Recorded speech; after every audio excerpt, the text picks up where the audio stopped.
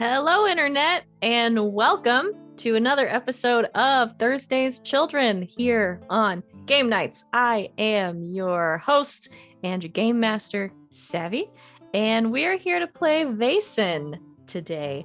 But before we get started, let me tell you a little bit about what we got going on the channel. You can follow, if you're live with us currently on Twitch, you can follow and join all of our wonderful social medias at the links I've just posted in the chat for you.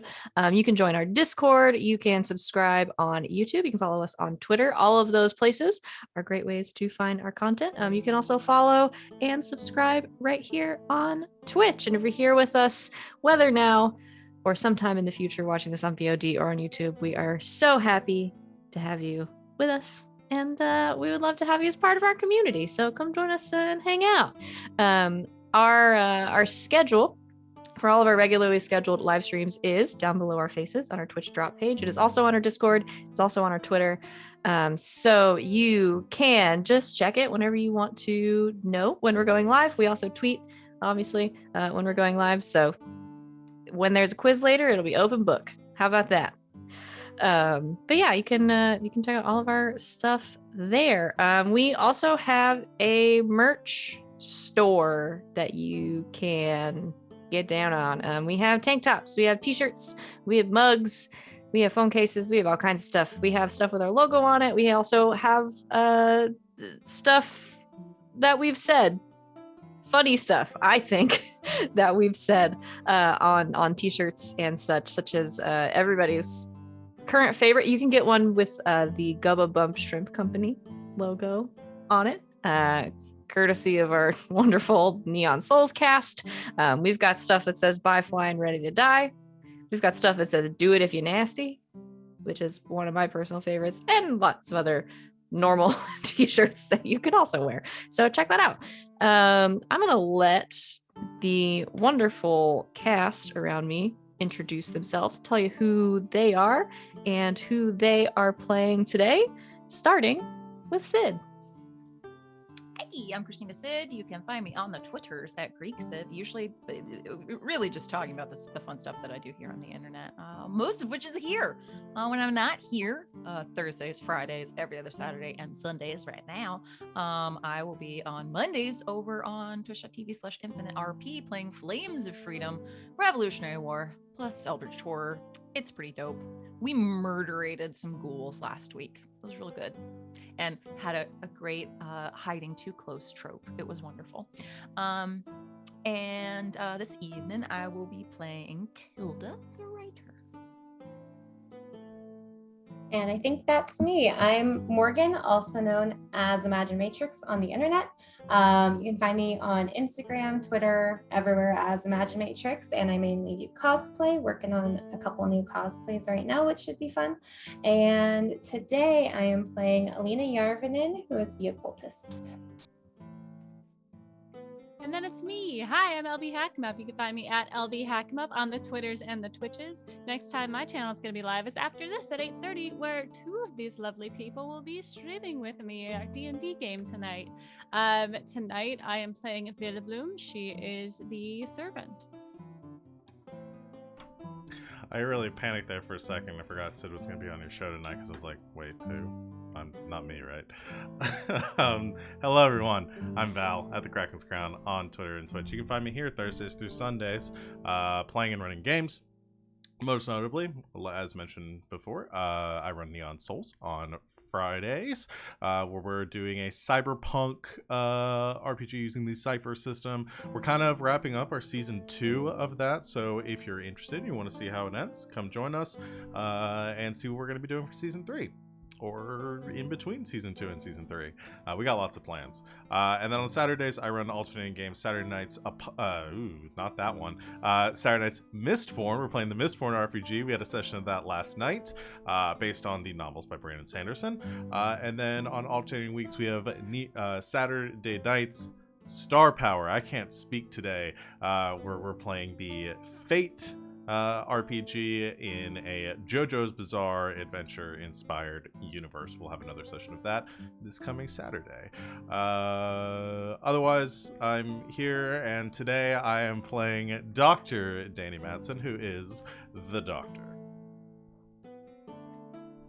And that is my wonderful cast. And I'm Savvy. I'm at Savvy Seaworth on the internets. You can find my streaming schedule pinned to the top of my page. But much like Val, I am here Thursdays through Sundays, mostly playing in games, but occasionally, once a week or so, running them. And that's what I'm going to do today. So, are y'all ready to play a game? Yeah. Let's do...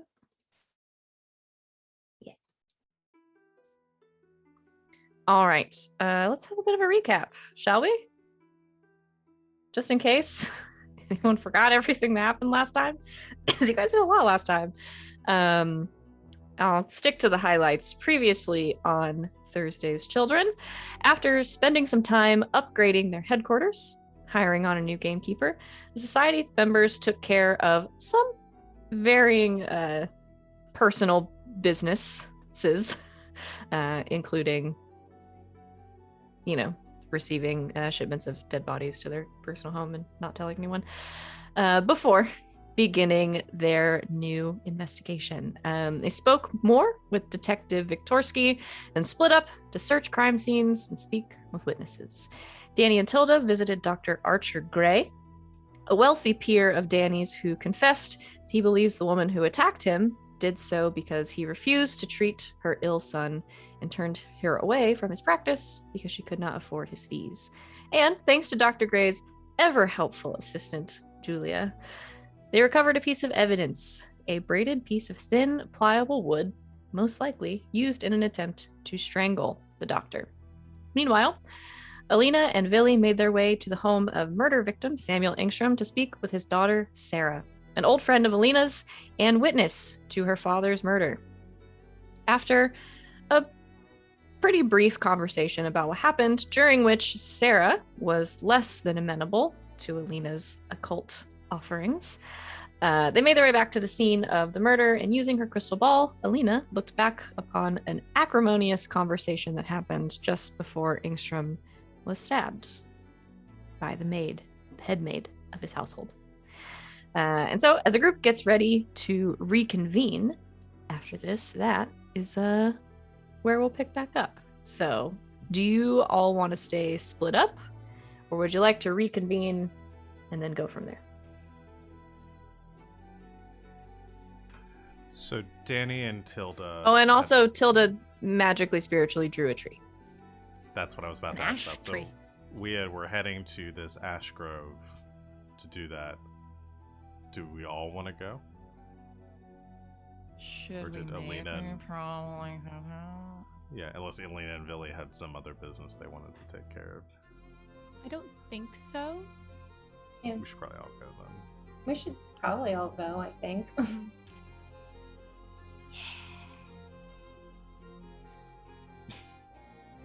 Let's all go. Okay. All right. So you reconvene, I assume, at the Citadel, fill each other in on what you found. Is there anything specifically that you all want to talk out before you go? Or do you want to just star wipe to leaving town?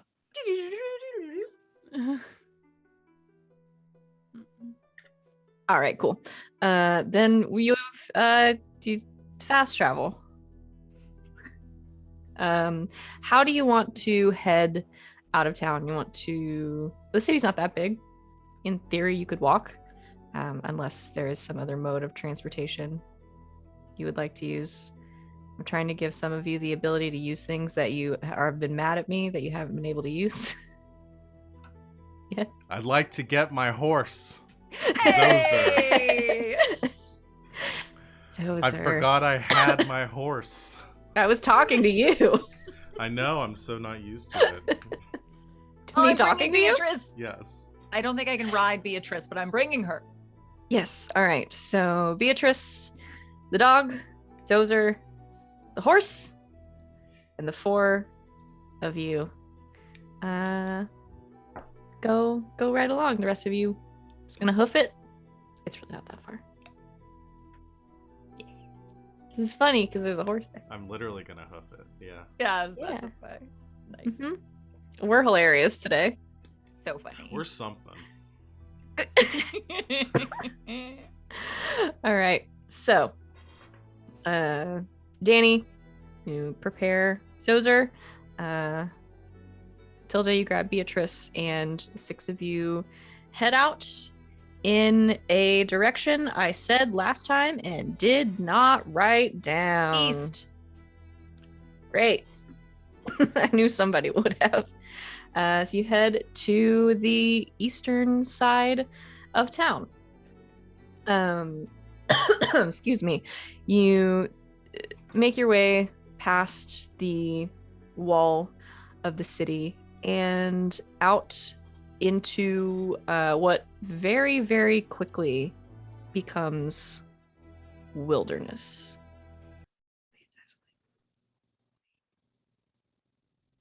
Isn't there like a rule in the game that we're not safe in the wilderness? I think that's a rule. Someone said Yeah, that to one me. of the 6 principles is nature is dark and dangerous. Can we bring a gun? We've got the thing to. I bring have a guns gun. places. I always have Well, a gun. I keep my gun in my gun pocket. I have a The shooting pocket from a range. gun. The shooting range let us bring an extra gun, right? The shooting range does let you bring a weapon. In particular, it is one ranged weapon of your choosing from availability levels 1 to 3. But we got But our the upgrade, so we can do gamekeeper- 4. Gives us up to 4, right? Yes, Okay, will somebody it's in the. Change. Stefan Berwin. on the shooting range? Will you guys change it from Do levels you 1 want- to 4? Okay. Or you just I put didn't that do there? that when I put it on there because I figured I didn't know if you wanted. I don't want to have to look at 2 places for rules. I barely look at 1. Could Danny, since Danny's the only one that does not have a permanent gun that would potentially use a gun, can Danny grab a gun? Unless Alina really wants a gun. Alina's fine not having a gun. She has a knife. Alina, what do you have? A knife! No! That's never not funny to me. Nope. Never. Right. Danny, Yeah, so what do you... The equipment list is in the book. Danny will grab a rifle. Okay. I assume it says on the table the damage Yeah. that those do. Yeah, it's the same as the pistol. Just has a longer range. Okay, this is just a big pistol. It's a big. All right. Rifle's just a big pistol. Yeah. All right. So Danny grabs a hunting rifle sort of deal out of the weapons corridor, and the 4+2 of you set off. You make your way out past the city wall, and like I said before, it very, very quickly becomes basically wilderness. There is not a lot around the city that is cleared. It's mostly the spot where the city is has been sort of cleared and raised and built up, and there are roads to get to the next city from here, but everything in between pretty much is wilderness. I don't think most of you spend much time outside of Grimsey specifically, unless you're traveling together. You all sort of make your way out, and you start to follow a path, sort of a road that is cutting through the wilderness, and you pretty quickly come across sort of an offshoot path, like a dirt path almost, which Alina, you are familiar with. You have walked it many times to go and visit your friend Karina, the medicine woman, among other things, who you know lives in essentially a grove nearby, a little bit outside the city. Other than that, you all don't really have any familiarity with the area, I don't think. So what would you like to do? Well, our thoughts were that perhaps this is a specific tree. It looks fairly distinctive, sort of sharply cut in twain and growing off in different directions. So perhaps we're looking for this tree? Perhaps. Could you not... Was there no scenery to add to it? Other clues? As I have stated, I did not do the drawing. I Right. simply allowed something to come through me. Next time I will ask them to be more specific. Well, that doesn't help us now, though, does it? No, I suppose it would not. So perhaps we split up, see if we can locate this specific tree. Do you think it's wise that we split up in a place like this? A forest. Yes. You afraid of a bear, perhaps? No, but do you know how to navigate a forest, Doctor? The principle of the matter seems fairly straightforward. And what if we get lost and we can't find you? And you die. Or Fine. We'll stay together then. I suppose we only have one drawing as it is. right. I'll ask them to create duplicates next time. Would that suffice, Doctor? Also, doesn't benefit us now, but that would be more productive in the future. Wherever Danny is in the troop line, Tilda goes as far away as possible. So, needle in a haystack, it would be. Or perhaps a misshapen piece of hay in a haystack. I'm sure your sharp eyes will be able to spot it first.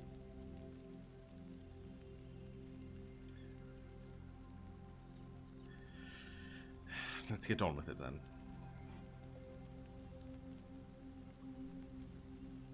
Okay, so my understanding of the plan is the four of you are going to wander around in the forest until you see a tree that looks like the drawing. That seems to be the plan. Okay. Unless Perhaps Alina with the picture of the tree? Is there anything? I'm not telling you guys you can't do this plan. I just want to make sure. So you said Alina has been around here before, right? Yeah, so it's not very far outside of the city, but you would have at least been in this area anytime you would have gone to visit Karina. You know where her house is essentially out here. Farther than that, probably not, but at least this Okay. sort of small area you're And- familiar with. The drawing is of an ash tree? Yes. Okay. Am I familiar with where I found ash trees in the forest, or is it a forest of ash trees? There are a lot of ash trees. Particularly though sort of on this side of the city and close by. What you get is essentially the area where the city is that was raised to build the city. And then a little bit outside of it, some of it has been cleared, but not all of it. So you end up with these little groves, right, of trees, and then it sort of turns into forest. Karina sort of lives in one of these groves, like on the outskirts of the forest. So Can I take the drawing and try and use my magical occult powers to figure out which direction we need to go? okay, sure.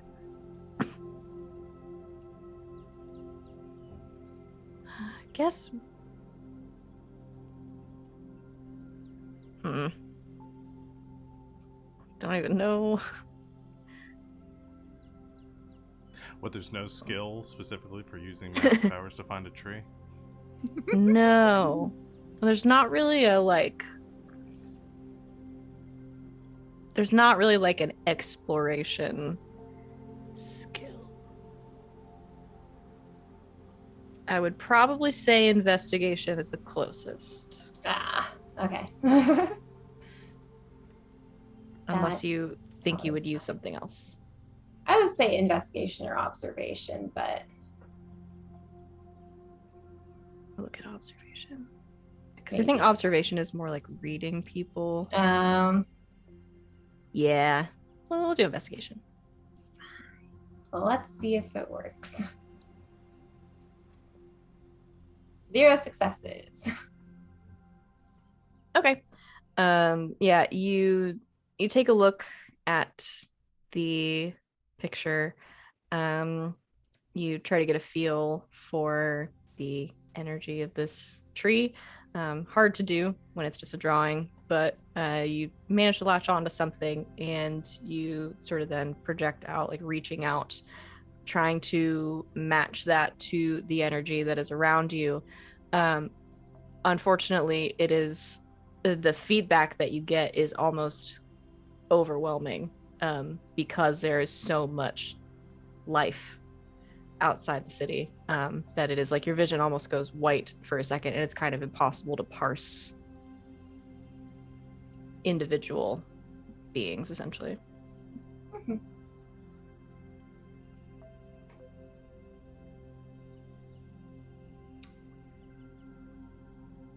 Well, I can't seem to find a way to find the tree myself, but we could wander around for a little bit.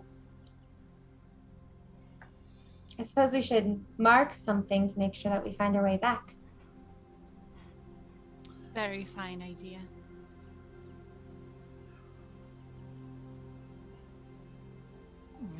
Might have a bit of charcoal or something.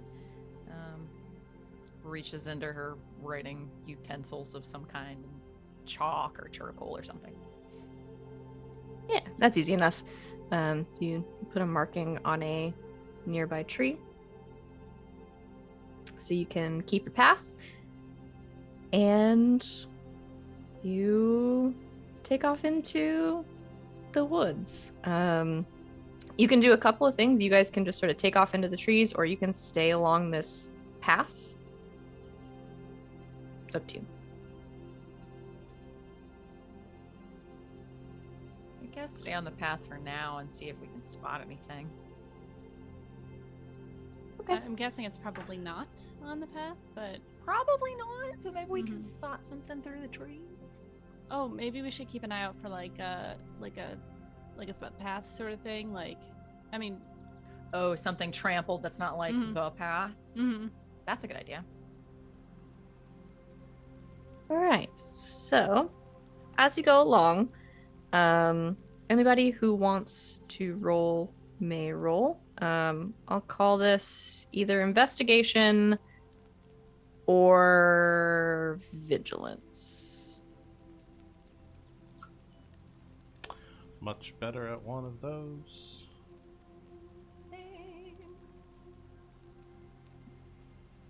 I was blessed last time and I had +2. Is that still there? Yes. It's until the end of the mystery, right? Yeah, it's still I can bless something once a session, and it lasts till the end of the mystery. So I can have multiple people blessed at a time, technically. Perfect. That's a really cool ability. That was a good ability.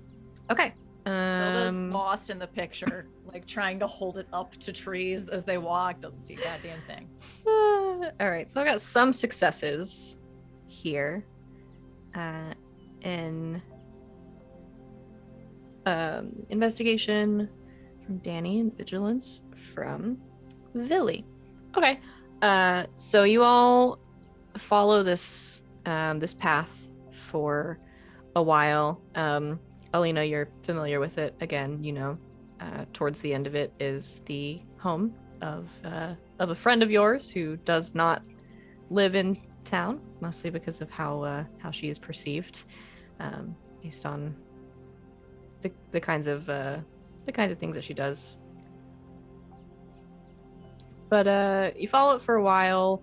You don't at first see any trees that match the drawing, and eventually you come upon a small area that has been cleared in a grove of mostly ash trees with a hut at the center.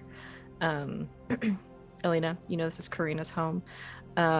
You all sort of look around the clearing, and Villy, as you sort of turn to your left and walk by the tree line, you do indeed see, sort of leading off into the woods, a footpath that's been tamped down a little bit by people walking through, some broken twigs, some crushed leaves, that kind of thing, which you all can follow.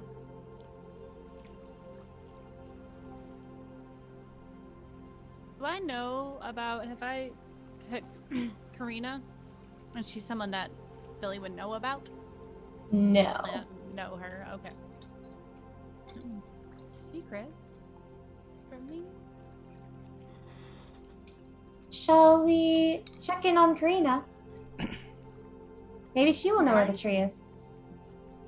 Who's Karina? Oh, she lives here. In the forest. You know the owner of this small hut in the middle of the wilderness? Yes, I visit her often. Really? Of course. If you have a source, a friend, sure. Should we have brought something? No, she doesn't require offerings or gifts or anything. She's just a kind lady who lives here. I meant to be polite, not as a witchy thing. Oh, okay. Guess Alina just goes up to knock on the door. Wait. Are there any flowers? Like wildflowers? Can we just pick her a quick bouquet? Don't pick a witch's flowers. Come now, Villy. Just because she's living in a forest doesn't mean she's a witch of some sort. I didn't say that. You said just a minute ago as Villy something about a witch. I said not as a witchy thing, as a yeah. Sorry. Oh, I'm sorry. No, I know she's. I assume she's not one. I mean, she's. We mustn't let ourselves fall victim to religious superstition. We have enough. Is she a witch? Yes. Oh. Very well. Well, that's not really helping with any stereotypes now, is it? Well, Why don't we wait to meet her first? is it her responsibility to go against stereotypes? No, I suppose not. Just... now we're dealing with witches. First mermaids, krakens, plant monsters.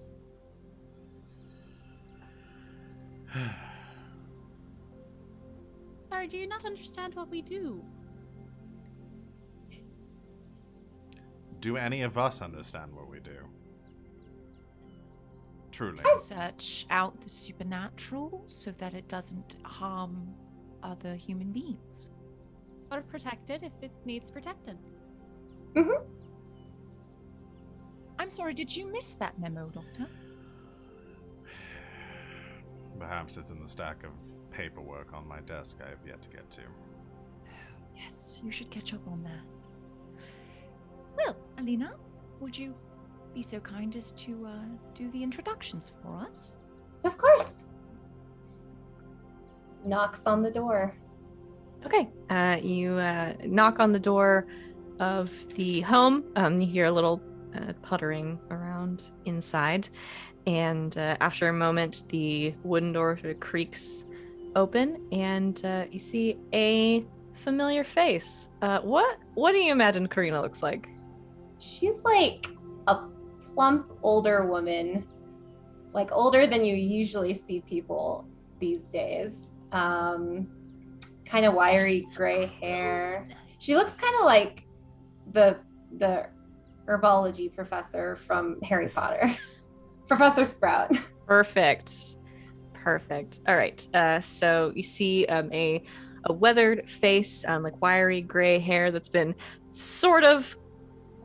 There was an attempt to pull it back in a bun, but it just like she's busy. It doesn't stay. She doesn't have time to mess with that. She's got stuff to do. So it's a little messy. A couple of pieces sort of fallen down. I'm wearing an apron over a tunic and sort of some loose like breeches, barefoot. Comes to the door, opens it. Alina. Hi, darling. How are you? Good. How are you? I'm wonderful now that I've seen your face. Oh, come in. Have you brought friends? Yes, these are some of the people I work with. Wonderful. Hello. Well, my name is Karina. Hello, I'm Tilda. Villiblom. Dr. Madsen. Well, wonderful to meet all of you. Come in, please. Come, sit down. I'll make you some tea. Thank you so much. Of course. She swings the door open, holds it open, sort of a little hunch in her back, and invites you inside. The inside of the home, I think, is probably nicer than you expect it to be. It is cluttered, but is clean.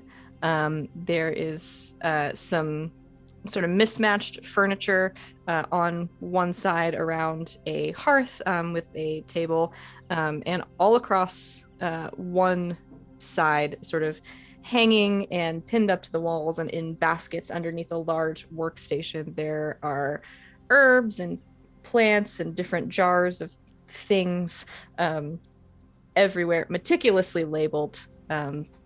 And on the sort of backside is a little kitchenette area, sort of a sink and place for a teapot and things like that. But it's nice. It's warm. It is sort of cozy and nice. There's like a nice rug on the floor.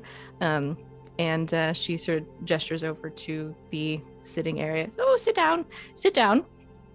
What sort of tea do you like? I've got... And she sort of looks back at all of her things. She's like, well, all of them, I think, at this point. Any sort of herbal tea would be lovely. Thank you. For tea for Purple me. sounds great. Certainly. All right. And she makes her way over, pours some water, and starts to brew some tea while she's waiting. Sort of makes small talk with Alina, and once the tea is ready, brings it over, sort of sets a mismatched again, but nice, if a little chipped tea set down on the table, pours everybody some tea, and then takes a seat across from the rest of you. So, well, it's lovely for you to come visit. Yes, I should visit more often, I think. But actually, we had a question for you. Oh, well, go right ahead. You know these woods fairly well, and we're looking for a particular tree. A tree, you say? Mm-hmm. Well, what for? Well, there's some strange things happening in town, and we feel like this might have something to do with it. All right, well, I suppose I can try. I have a drawing here. Oh. She reaches out and sort of gently takes it from you. Oh, did you draw this? Not exactly. A ghost did. I don't know that it was a ghost. I'm not entirely certain what it was, but it drew it through me. Well, are you a medium then? It's a new talent. I'm not entirely certain how it works. She reaches over and sort of pats Alina's hand and says, "It is so nice that you have found sort of friends that are like you, darling." Yes, I think so too. She looks at the drawing for a moment, and then hands it back. Well, I suppose it could be several of the trees. It's definitely an ash. There are a little bit deeper in, further east of here. There are some larger ash trees, but you are getting into the real wilderness there, so you must be careful. Of course. Is there anything specific we should be looking out for? Well, what is it you hope to find? Well, we'll take out the sort of braided vine sapling thing, the attempted strangulation device, out of her bag. Well, we think it might have something to do with this. Right. What is this exactly? Well, unfortunately, it was an implement that was used in an attempt to take a man's life. Oh dear. Yes. And do you think it came from this tree? Perhaps. Well, I don't know what business an ash tree would have trying to kill a man. With your particular knowledge of this forest, would you know of anything that might inhabit an ash tree that might have a hand in killing a man? My dear, I know many things that inhabit many trees. But I don't know what business they would have in your city. We're thinking that someone's using something similar to perhaps possess people and make them do things they wouldn't do normally. One of my friends is accused of killing a man, and she is one of the kindest people I know.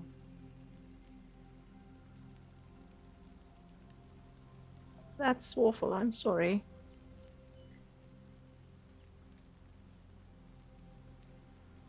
Listen, I know you all mean well, and I'm sorry for your friend if something supernatural was going on.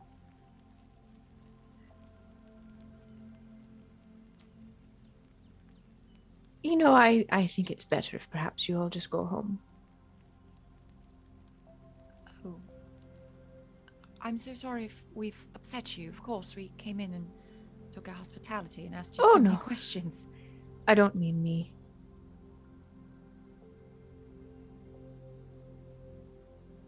I wouldn't feel right sending you out into danger like that. What danger? All sorts of things live out in the wilderness. Not all of them magical in nature. You've got bears and wolves and, well, all sorts of birds of prey. You won't even see those coming, not even with your eyes, Doctor. But on top of that, the things you seek are very dangerous. And I wouldn't feel right being the one sending you to them.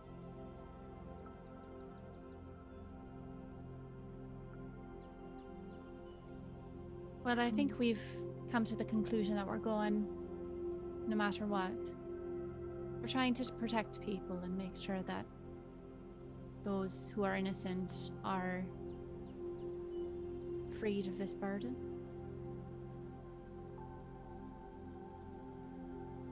May I have somebody roll manipulation? it. I've been talking. I can do it.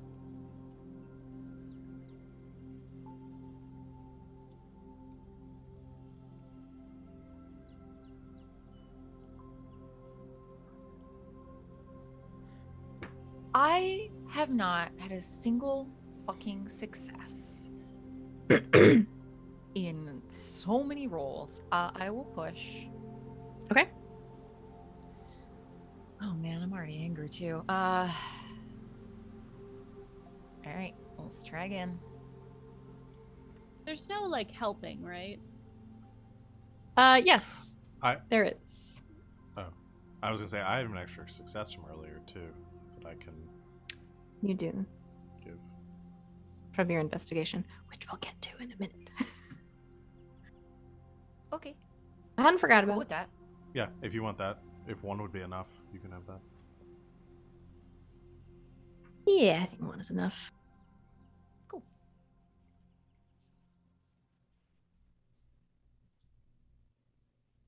She thinks for a long minute, and then looks over at you, Alina. Are you sure about this? Yes, I'm quite sure. Well, I certainly know you wouldn't lie to me. All right. There are, like I said, a couple of trees like this out there. But I think I know the one you're looking for. Many people come to me for help with a lot of their troubles. A lot of it can be cured by a cup of tea and some biscuits and a nice bit of conversation. But not all of it. Some things require more powerful stuff. And some things require stuff that is more powerful than I can give. So, occasionally, people will go out into the woods, seek help from someone other than me who lives here. Like I said, there are many creatures.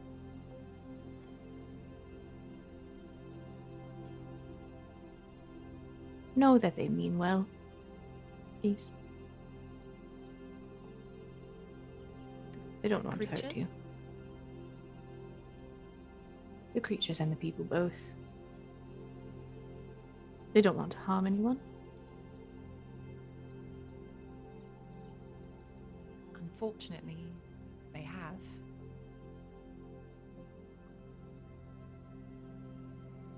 Are they bound by any magic to do what they're asked? No. No, they're not. They simply help when they feel called to.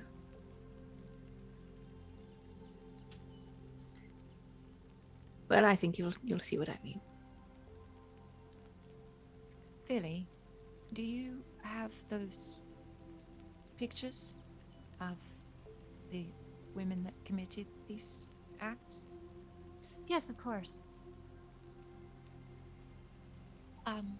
Miss Karina, did any of these women come to you for help?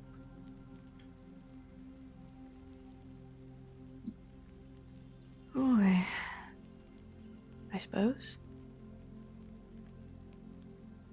Many of the women of your city come to me for help.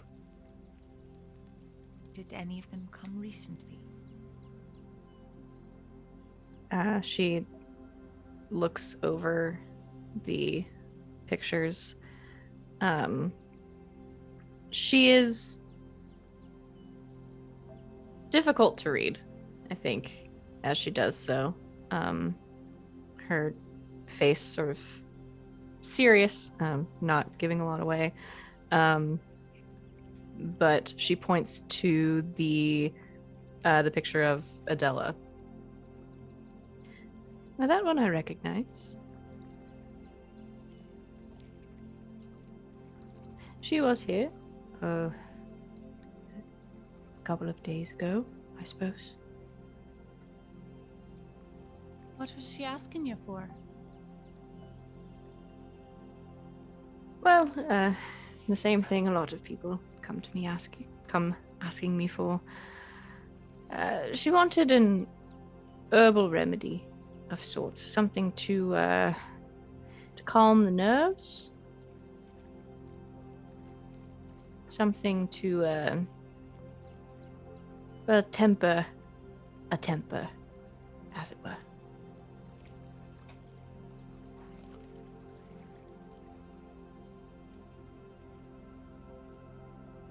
I couldn't hear you, Albie. Sorry. Did she say it was for someone else? She didn't say. I didn't ask. All right. Did you see her go into the trees?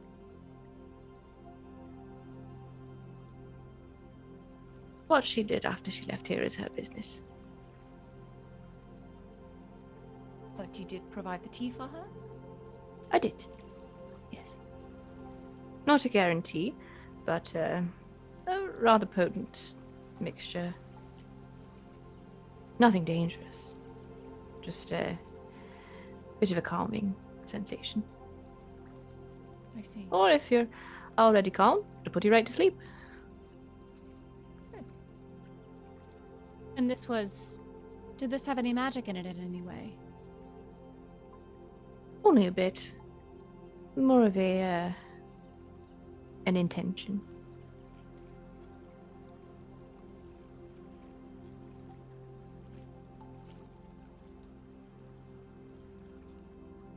I assume that's your friend. Yes.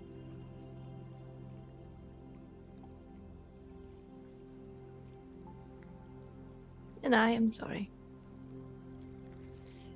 Another thing. After these people commit the crimes, they're going missing.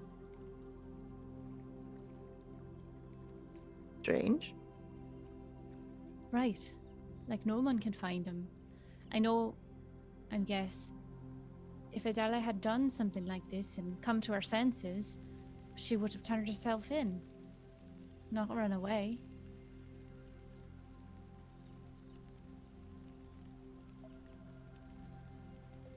I'm sure you'd like to think that, child.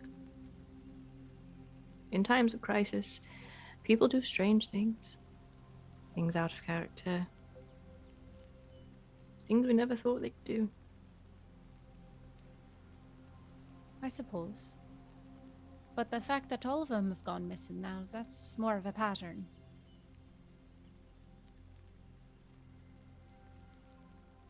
Yes. Yes, it is. Would any of the creatures that might provide aid in this forest require that of someone? You mean killing?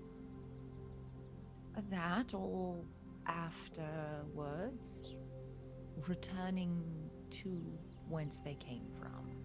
Like, back to the tree, perhaps. I don't know.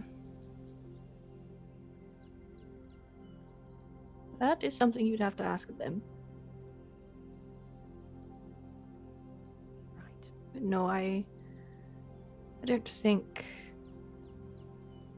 except in extreme circumstances, I don't think the creatures here would kill anyone.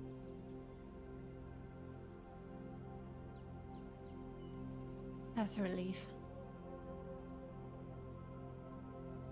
Mostly they just want to be left alone.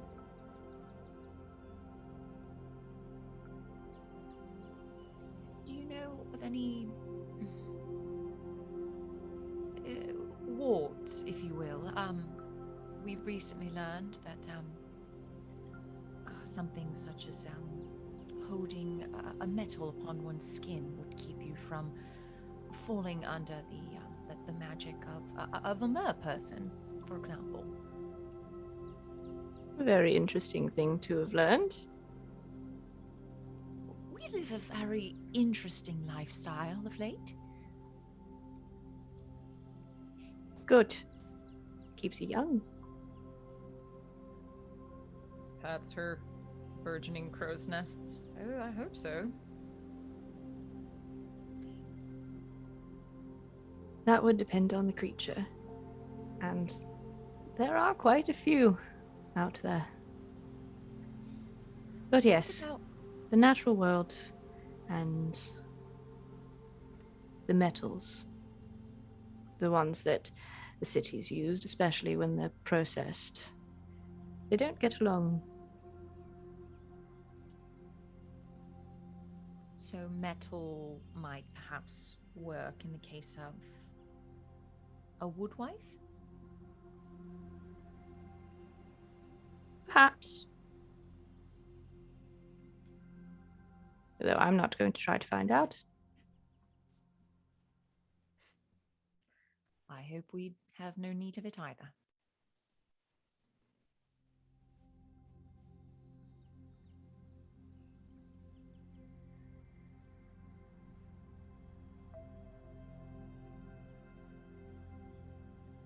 Any other questions? Alina, do you want to be telling her about what you figured out when we were on the island? Which was that? About the power of love? Oh, yes. Well, we saved a town by figuring out that somehow love is more powerful than human sacrifice. That was nice.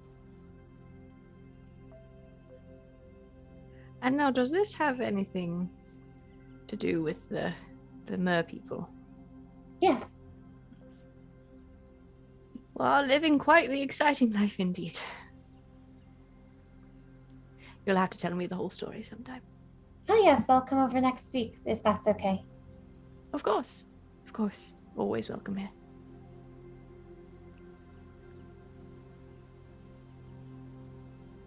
Well, darlings, I suppose if I can't talk you out of this adventure of sorts you're going on, the least I can do is give you something that might help. She goes over to a big shelf of leather-bound books.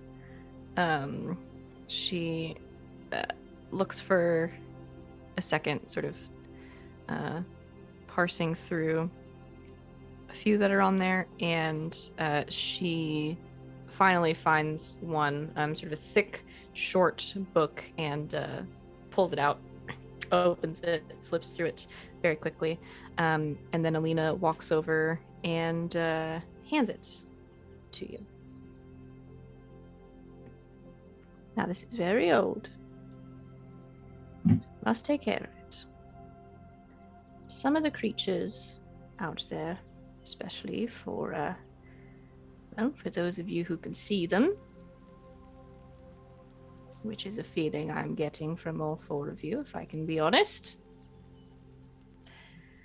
Some of them are quite frightening, and some of them can use that. They have a certain pull over us human types. So, keep this on you. If something like that happens, open it, read from it. It will stave off the fear. Alright? In meta terms, what she's given you is an item of power that lets you add your inspiration when you're doing a fear test. You have to roll. Is that for anyone that can hear the reading? Or just It's for whoever is reading from it. Cool.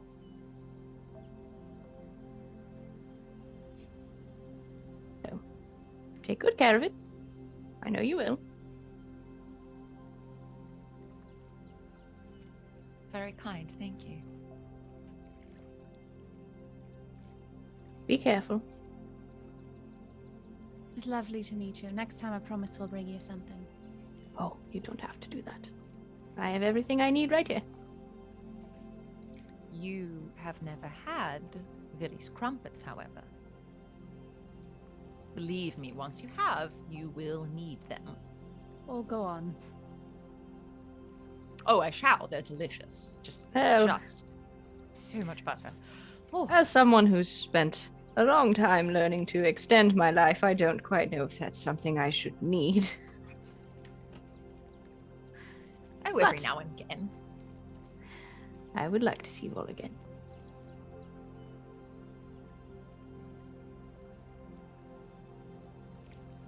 I'm sure we would all love that.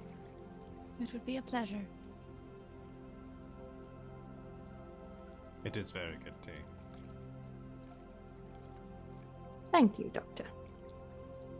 They finally speak.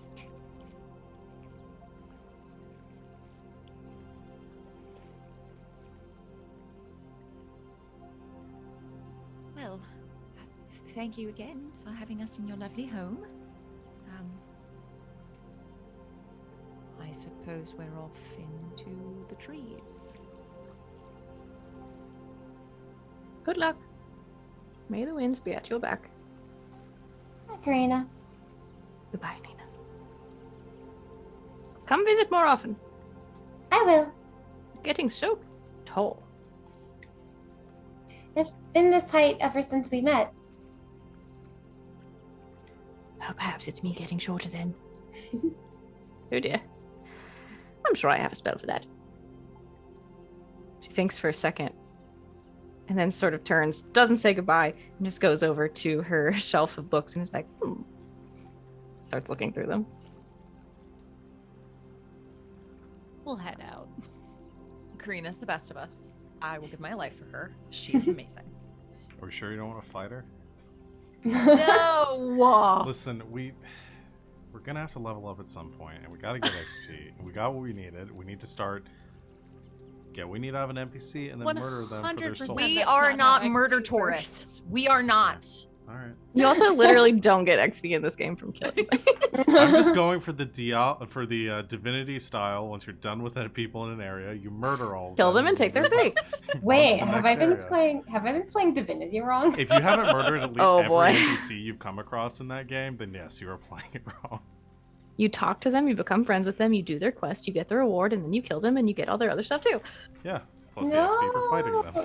That's terrible. That's how we play Divinity. Anyway, Sociopath's Guide to Divinity.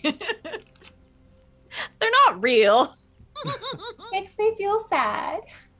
They're just pixels. They're only mostly dead. If you start the game over, they come back. Anyway, we don't have to talk about that anymore. You all grab your things. Alina, your new book in tow. You head back out and you want to follow this footpath down into the trees? Guess so. Okay. You make your chat's yelling at us. You make your way down this footpath, sort of trying to be careful, not, I assume, and not cause a whole bunch of destruction. Danny's still on a horse? Yeah, assuming it's convenient to ride a horse through here. I don't Yeah. know. It's enough. Sort of enough of it has been cleared away that as long as you go slow, it's not dangerous. You you make your way down this path, and the brush starts to grow a little bit thicker. The trees become closer together. They start to, as you walk this way, get larger. There are fewer saplings and there are more sort of established trees as you get out into the real wilderness of this area. And eventually you start to come across ash trees. You wander for a bit, sort of trying to follow this path, and it gets more and more difficult as you go along. But as you're going through Danni, with your investigation success, as you're sort of keeping an eye, something sort of glinting in a spot where just a little bit of sun is sort of coming through the canopy this afternoon. You see something on one of the trees, like glint a little bit, not like very sparkly or shiny or anything, but something that doesn't necessarily track for there being, bark on a tree. So you turn and you make your way sort of off the path, weaving your horse between the trees a little bit, and you come across an ash tree that has been damaged. You look at it and you try to find sort of the source of this light that you were seeing, and you look down, and near the roots there is a large, almost like a nail, like an iron spike that has been driven into the roots of this tree, and around it there's like almost like a rot that has started to spread, kind of surrounding one of these roots and like starting to make its way up the trunk. Curious. Danni will bring Zozer to a halt, climb off the horse. Does this look like the tree from your drawing? Does it? It's similar, but it's different enough. It's a bit smaller than I think you would expect the one in the drawing to be. Dan like crouches down next to the nail in the root, inspecting it. A strange pattern of decay around this. Never seen anything like it. I should get a sample. It looks like it's injured. Wait. Yes. Perhaps. Why would... What if the tree itself is a Vaesen, or at least inhabited by one? Well, the metal would harm it then, would it not? Right. Can a tree be a Vaesen? Why not? Can certainly be inhabited by one. Dan takes out a small vial from their medical satchel and sorry, I'm still getting crap in the chat for the elephant. I feel like Thomas Edison right now. I was about to say the same thing. It was a stuffed elephant toy, okay? As far as we know, it's still alive. It begged for its life. Well, the game didn't give us the option. No. Yeah, that wasn't a role-playing game. We didn't have a choice there. No, that's fair. Anyway.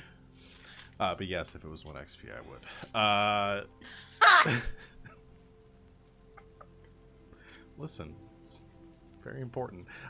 Takes out a small vial and will, like, using a scalpel, sort of like take off some of the rot there and like scrape it to one bag. And then I think thinks for a minute and takes out another vial and a pair of pliers and begins to try to remove the nail as well, unless anybody stops Danni. I probably wouldn't. Sometimes it's better. Well, you'll know better than I would, but it might hurt it more. When it's a tree. Which is alive. Right. Wouldn't removing it, if it looks as if it's poisoned it almost. Do you think it'll keep spreading if it's still in there?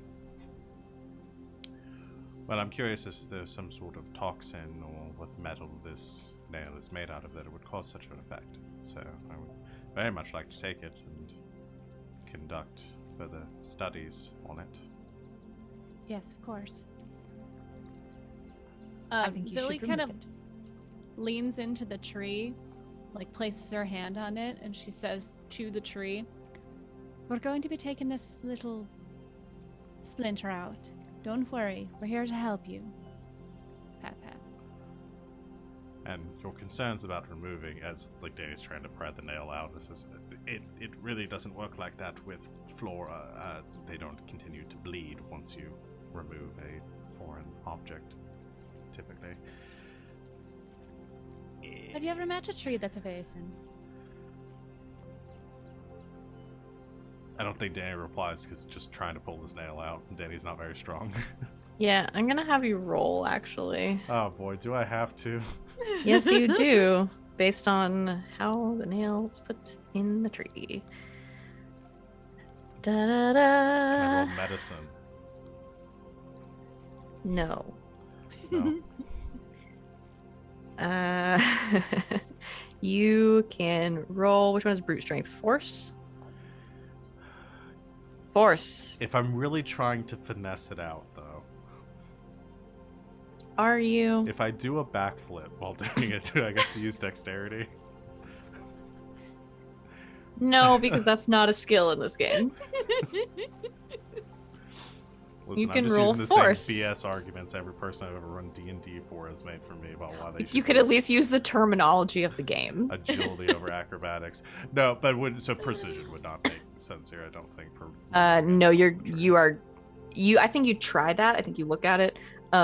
You could, if you wanted to, take some time to try to essentially clear out the rotted away pieces around it. You're going to leave a pretty sizable hole in the root of this tree, and it's going to take you a while.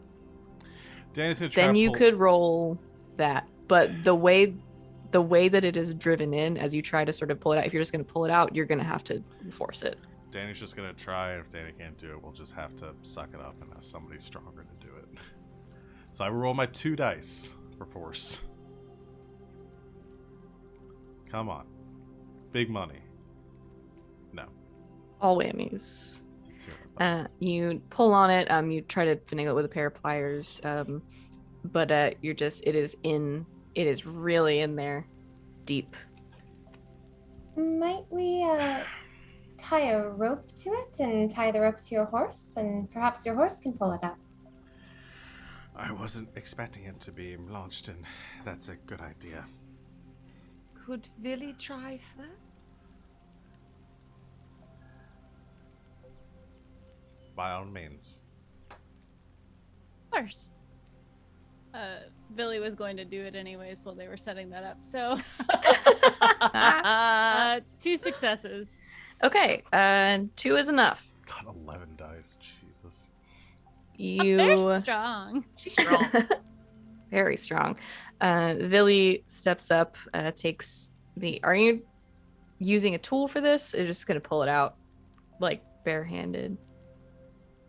That's very impressive. So yeah, Villy, you take the end of this, and it's for a nail, it is large.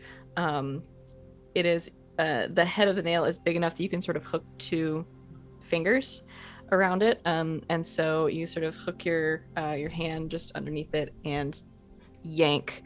It takes a couple of tries, but you finally pull it out. The thing is a couple of inches long. It's really more of a spike than a nail, but you managed to pull it out of the tree.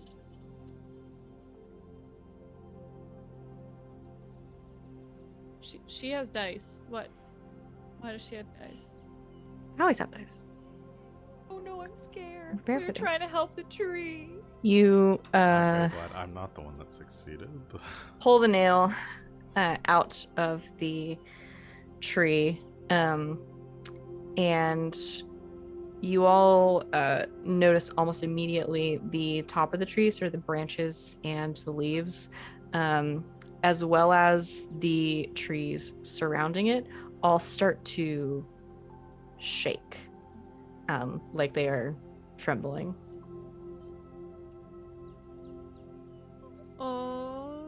good or bad? I don't know. Perhaps a coincidental earthquake or tremor of some kind? What if this is an evil tree and this was keeping it at bay? An evil tree. It's preposterous. Is it? I assume Elena, that was a joke. do you get any vibes from this tree? Do I get any vibes from this tree? I'm gonna create a new stat that's called vibe check. Go ahead and roll, I guess, observation. I mean, it's a tree, but you're magic, so Can I use my crystal ball? yeah, sure. Crystal ball vibe check. Oh my god, it's 8 dice and 0 successes. You can have one of mine. You sure? Yeah. Okay. Okay.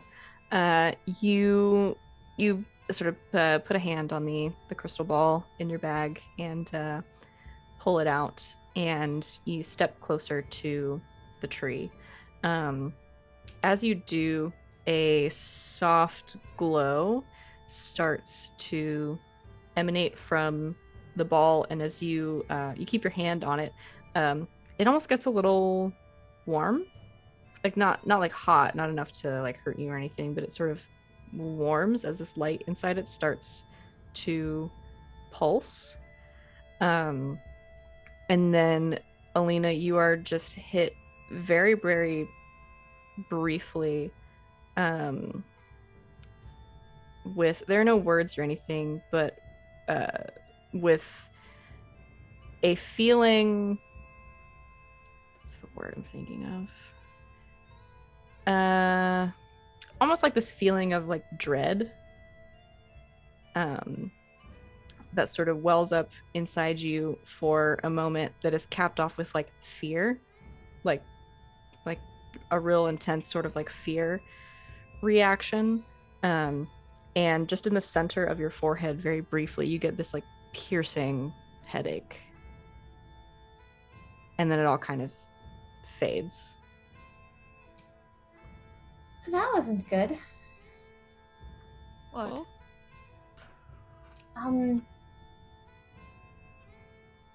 Something's not quite right, I don't think. In general, or with the tree? Yes. Oh, Should I put the nail back in? he just looks up at the tree. We can put it back? I'm talking to a tree.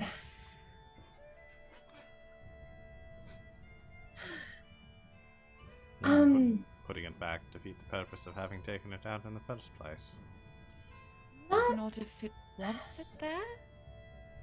I'm not sure if it wants it there, but maybe it is an evil tree. Why don't you all take a step back? All around you, as Billy says this, the vegetation starts to shake again, and you can see very slowly, but perceptibly, the color of the bark of the trees that are directly around you, and like the vegetation, the bushes, the leaves that are surrounding you, all is slowly starting to darken. It's not changing in any other way. It's not shriveling. It's not falling, but the color is starting to change. And as this happens, there is a rustling from a high branch, and you see something sort of sitting atop it, kind of peering down at all of you.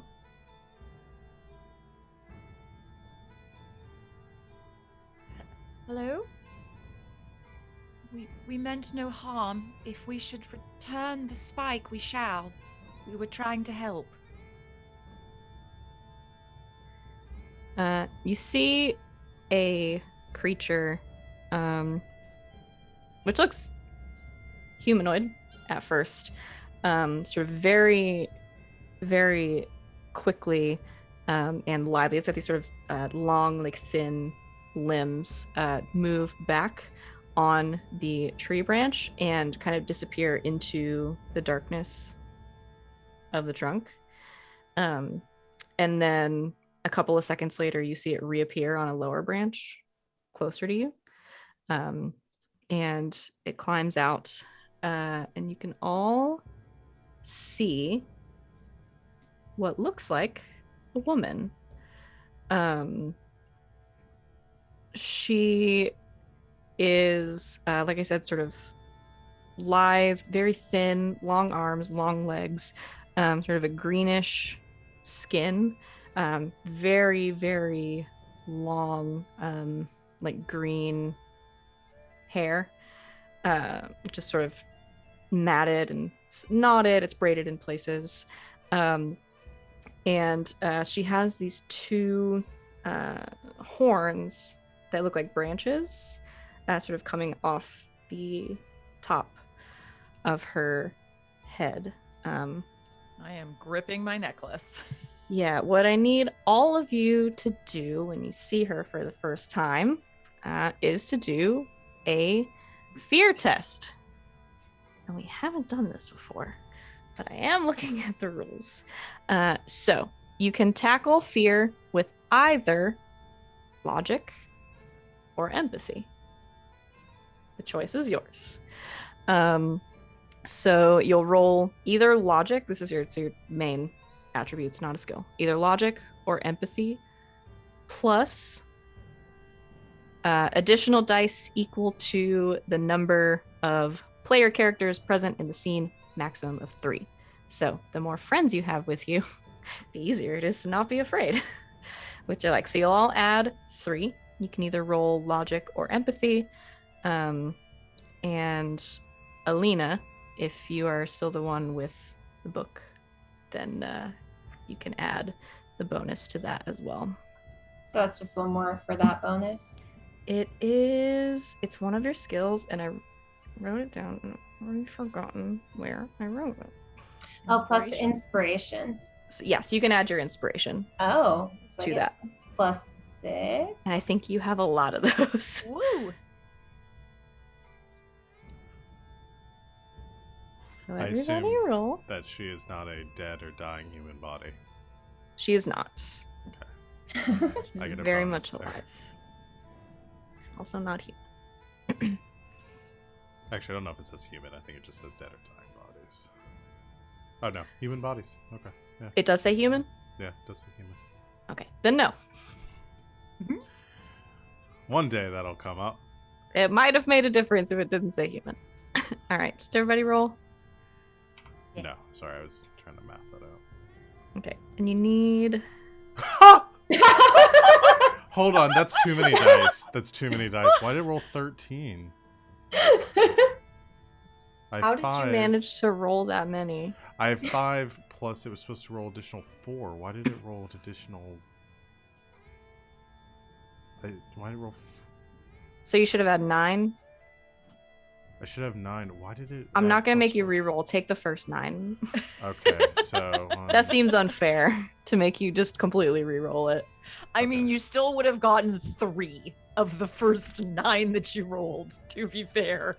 I think Holy I got shit. 1, 2, 3, 4. So 2 of those. So I have 4 successes. Oh my god. Okay. Shit. So this creature has a fear value of 1. So you needed 1. And I think everybody got at least 1. Mm-hmm. So, wow, nobody got afraid. I'm so proud of all of you. Amazing. One day I'll learn the rest of those rules. Sorry, I'm Good thing I didn't test-rolling it to waste see time doing how it I today. fucked that up, so just ignore these. Okay. So yeah, there is a sort of dark aura emanating from her in the trees around you, but you all steel yourselves in various ways. I think we're mostly an empathy family here, except for Danni, who's used logic. So how you do that is up to you.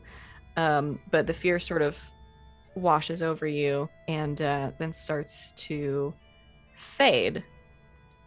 And you see the creature, this woman, sort of go from sitting to sort of like laying on her stomach. She crosses her arms in front of her and kind of rests her chin on them and looks over the side of the tree branch at you. And she says, Hello. Mothman. Perfect. Hello. Hello. Hi. What are you? It's rather rude. You could at least say hello first. It's all right.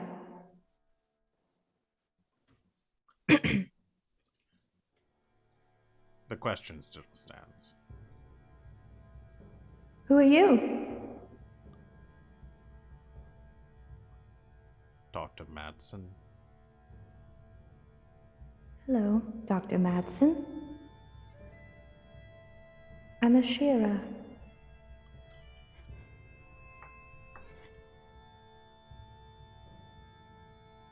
Ashira? Or okay.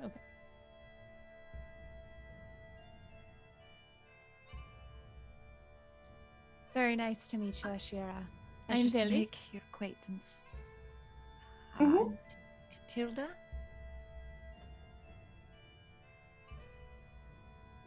I thought maybe you were with that man.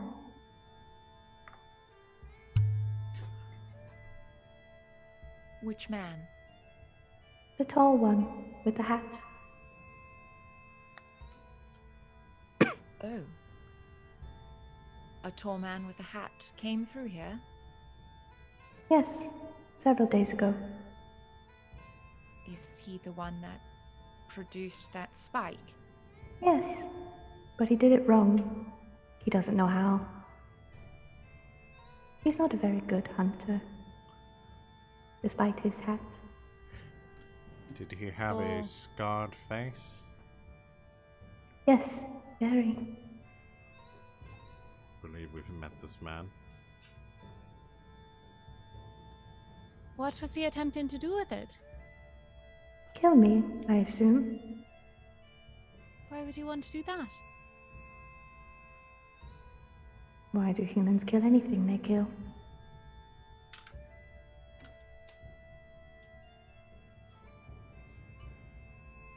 It's all right that we removed it. Yes, thank you. It hurt very much. I'm glad we could help.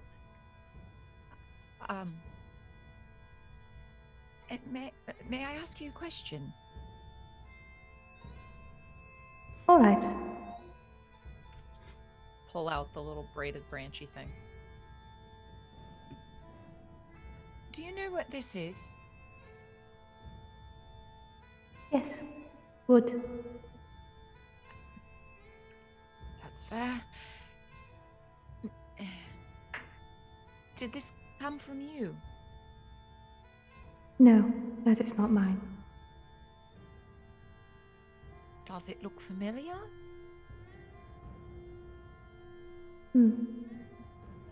Let me see. She sits up and sort of scampers back, and you see her more clearly this time as the trees start to lighten up again a little bit and take on a more natural color. You see her sort of press her back to the trunk of the tree and essentially disappear into it. And then appearing sort of from the wood and stepping out onto the ground in front of you she stands. Not a very large creature, probably maybe 5 feet tall. Very thin. She just sort of reaches out a hand with long fingers. Tilda kind of takes it from you, looks it over, hands it back, and just says, "It is not mine. One of my sisters might know." All right. You have sisters? Yes, many. How many? Enough. One of them perhaps live in this tree? Show her the drawing.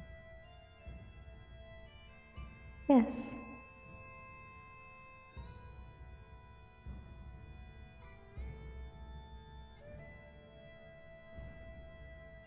If you don't mind me asking, this might be a little too personal.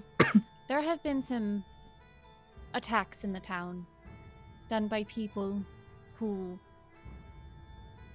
wouldn't on their own be doing these things.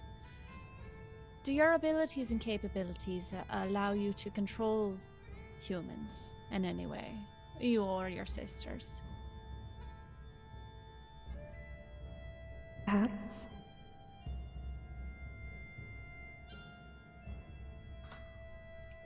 Could you take us to the sister that lives in that tree?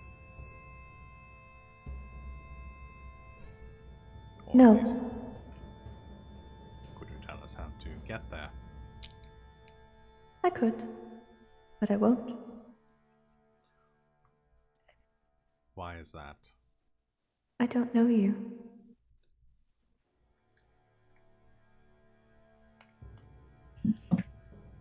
I mean, that is absolutely fair. And the hand that removes the nail has now gained something that benefits it. Who's to say it won't simply drive it into another tree? That is fair. What if I bury it? I don't want to harm you in any way, but would that be a gesture? That would you approve of? Perhaps. All right. Billy walks off a little ways and starts burying the nail. As you do this, Billy, you bury the nail, finding sort of an open patch of dirt. Doesn't take you very long. Tilda and Alina both, you notice pretty quickly, because she's not trying to hide it at all. Ashira is just sort of staring between the two of you, like looking back and forth, not menacingly or anything, but just pretty intently, sort of watching the two of you.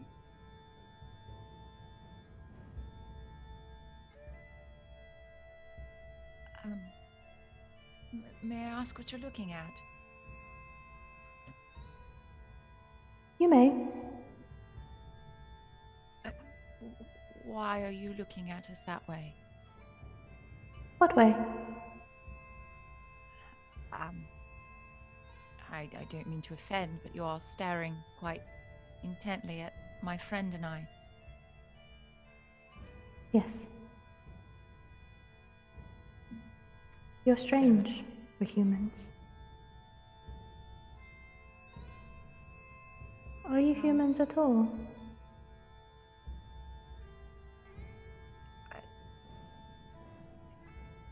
As far as I am aware, yes. Are you magic? Yes. She is. I've come across some new talents. I don't know whether they are magic or not.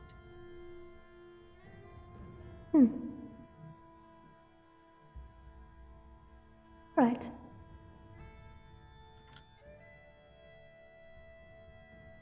Is that bad? Oh no. Not at all. Perhaps a bit curious.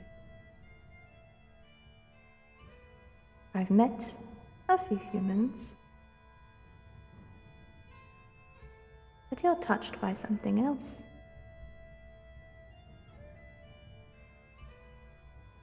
Both of us? Yes.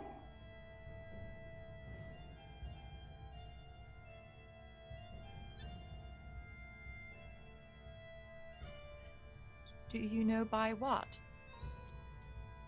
I was hoping you did. No. All right. And, she just sort of stands there. Billy, you come back from burying the nail. There.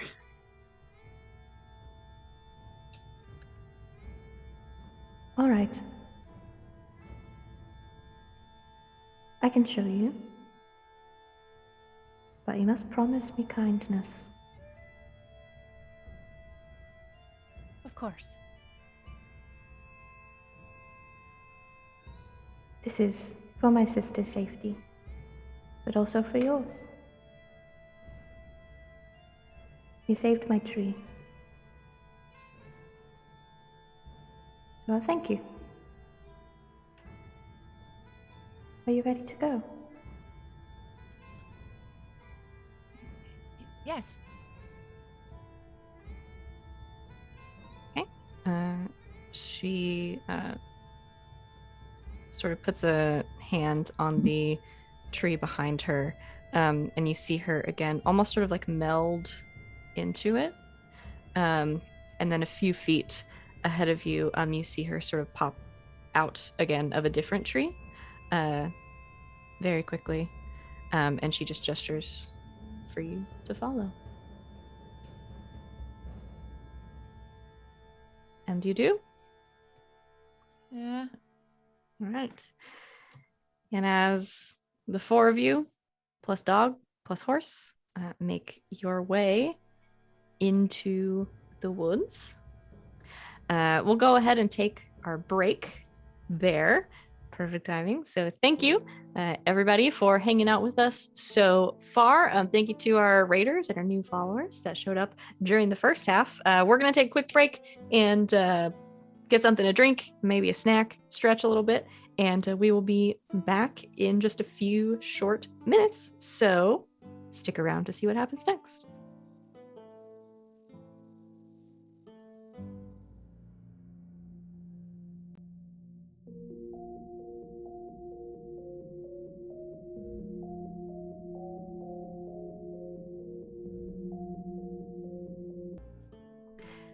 And welcome back, Internet. Thank you for hanging out with us during our break. We are refreshed and ready to go. So, the four of you, led by the appearing every so often Ashira from different ash trees along the way, start to traipse off the path through the woods. Is there anything anybody would like to do before they follow? Some of you got DMs from me just in case. Not all of you. Oh, you did. Yeah, why not? Oh god. Okay, what are you gonna do? Danny kind of hangs back a little bit, like they're trying to calm Zozer down a bit, and is going to try to, because assuming she wasn't able to bury it super deep in that short amount of time, he's going to try to dig up the nail that Villy left behind. Okay. Go ahead and roll stealth. Okay. Stealth.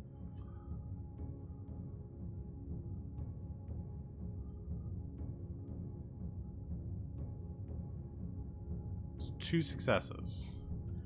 And I think I have 2 banked successes right now in case I need those. If you think you were looking or might have been paying attention, be honest with yourselves. I'm not going to police you. Roll vigilance.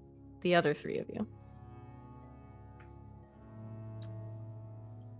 Tilda's that always Billy's- trying to find bad things, Yeah, I think especially Billy when it comes to the is doctor.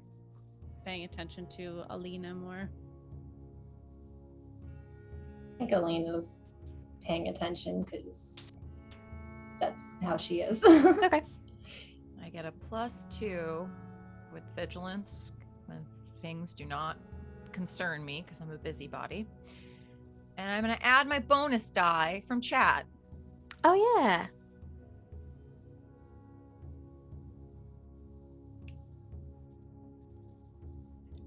0 successes. Okay. Tilda's having a day. So Alina's got 1 success. Val, Danny has 2. Yeah. If you spend both, you can get away with it. Or you can spend the 1. No, I succeeded with 2 successes. And then I have 2 banked. Yeah, you rolled 2. What I'm saying is Alina rolled 1. Yeah. So if you use both of your successes. Oh, gotcha. If I use both from this roll, I thought you meant the 2 that I had banked. Yeah, No, I'll if you use those 2, you can get away with it. Or you can use 1. Billy and Tilda won't see, but Alina will. That's your choice as a player. Okay. Yeah, I'll use both from this roll. Okay. Can you spend the 2?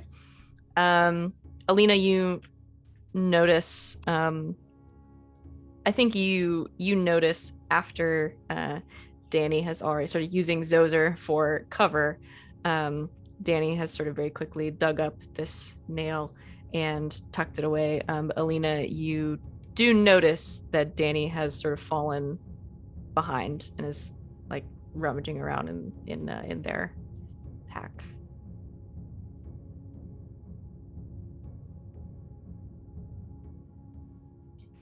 Come on, Danny, you don't want to fall behind.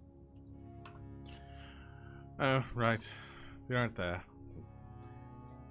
Tightening a few straps and leading Zoser along. Trying to seem nonchalant. And for the most part, you do. The 4 of you, plus Zoser and Beatrice, make your way deeper into the woods. At this point, it's already starting to get dark sort of under the canopy of the trees. As you can tell, the sun is setting this afternoon. You still got some daylight, but it's going to get dark under here pretty quickly because you're heading into sort of actual forest now, actual scary wilderness. No paths or anything. So you make your way through, following Ashira, as she every so often sort of almost just kind of like fades out of the shadows of these trees. Will wait for you to catch up and then continue along. You go for a few minutes following her, when finally she stops. She lets you catch up, and she kind of leans to one side on the onto the trunk of one of these ash trees and looks to all of you, and doesn't open her mouth, but you can hear her voice sort of ringing in your head, kind of between your ears, all 4 of you. This is how my sisters will speak to you.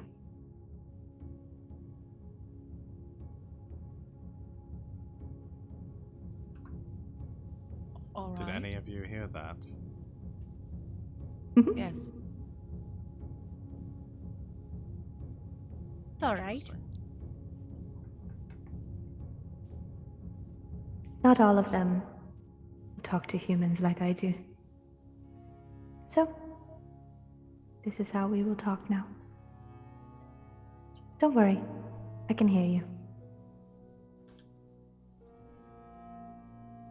Tilda thinks in her head, you can hear what we say in our minds. Yes, when I'm close by.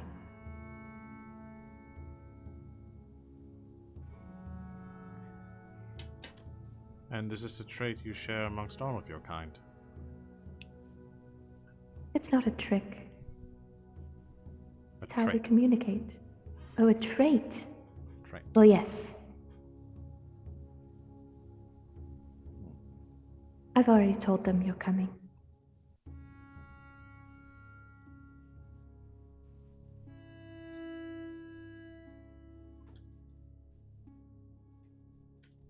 Right. I suppose lead on then. All right. This way. And she begins to just walk in front of you through this this sort of thick grove of ash trees. And you see her walk forward a little bit. You walk for another couple of minutes, and then you see her stop very suddenly. And inside your heads, you hear her say, Oh no.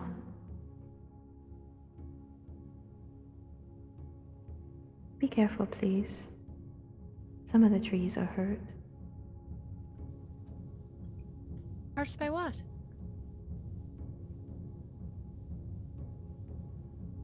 Fire, I think.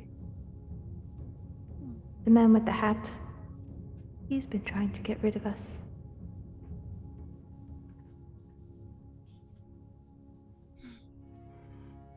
We'll have to have a conversation with Mr. Max when we return.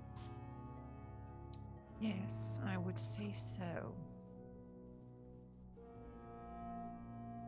she continues forward and sort of steps to the side, pulling back some brush and like brambles for the rest of you to walk through. They don't seem to hurt her or anything like that, and she sort of lets them fall behind you. And you step out into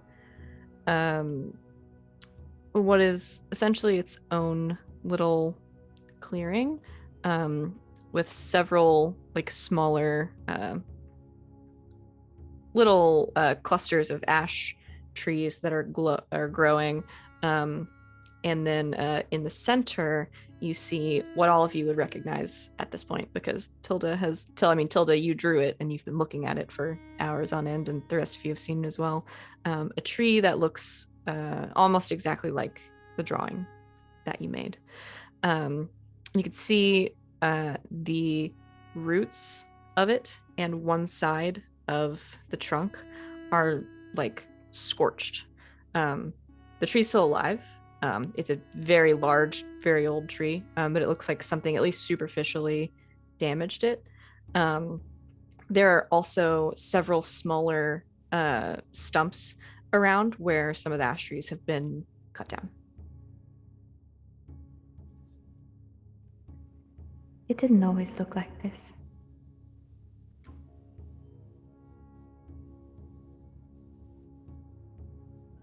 I would assume that the man with the large hat also cut these trees down. Yes, he's tried many different things.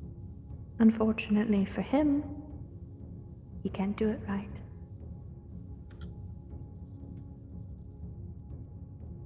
He'll figure it out eventually, though.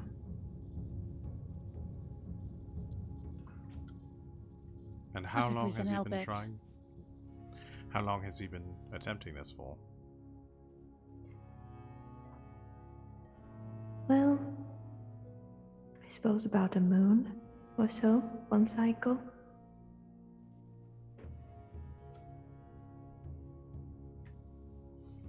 An entire month.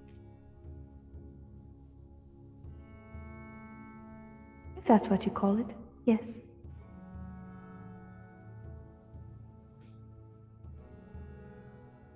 Your detective tried to employ the man with the hat, and when that didn't work, looked elsewhere.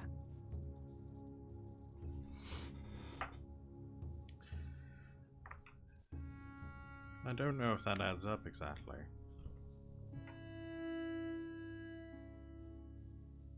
Haven't these events been going on for several weeks?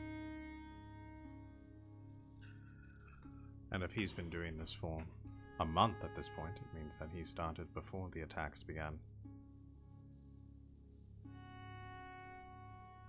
that right? When did the attacks begin? They've been going on over the course of like 2 weeks.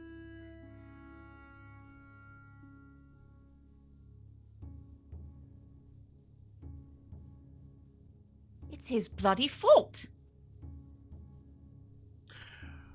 That seems to be the suggestion here, though we should speak with her sister first to confirm. We have to know exactly what's going on.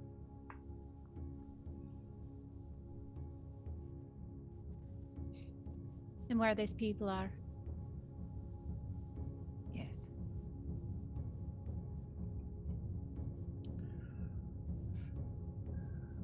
Well, should we attempt to communicate with her? Yes, what's your sister's name? Which one? Oh, the one in this tree. Rala. Ra-la-la. Rala. Oh. Sorry.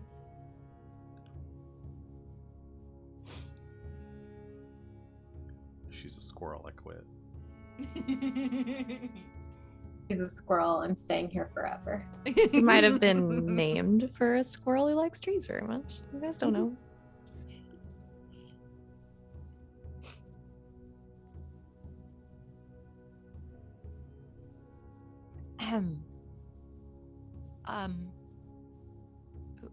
Rolla? Thinks in her head. Excuse me, Rolla? Are we going to speak with her? Or... Oh, can we please talk out loud? If I can only hear one half of this conversation, that's going to get very frustrating. Continues in her head. Would you mind very much if we spoke with you? You think this, and then you all hear, sort of echoing in your own heads. It's all right. These are the humans I told you about. They saved my tree. And I don't think they like the man in the hat very much.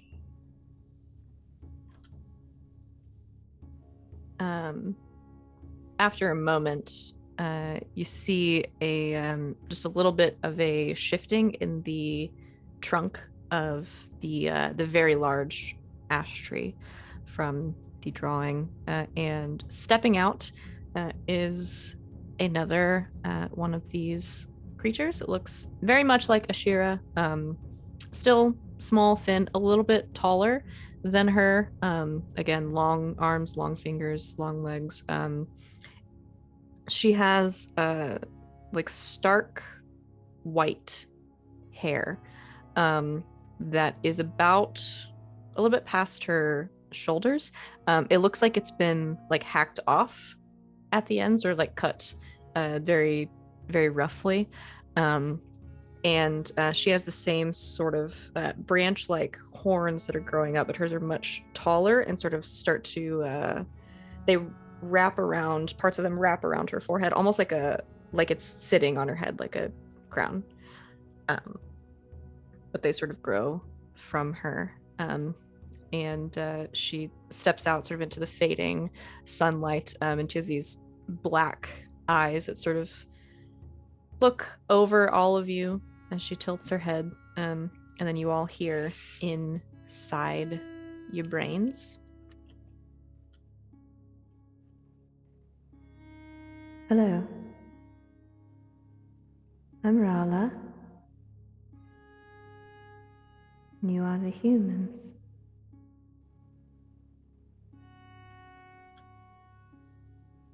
Yes. Why have you come? We wish to speak with you about some events that have been happening over the course of the past few weeks. All right. Speak. Several women have committed certain acts. One of which, she'll pull out the twirly vine thing again, was done with this.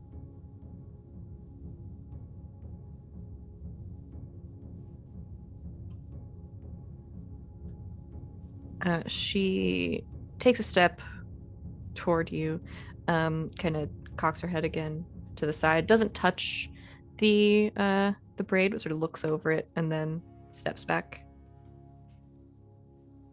Yes. Mina's work. Mina. My sister. I see.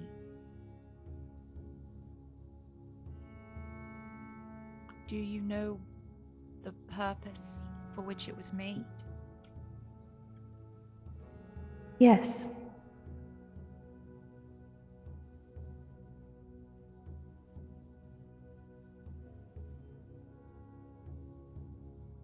To kill a man. Yes.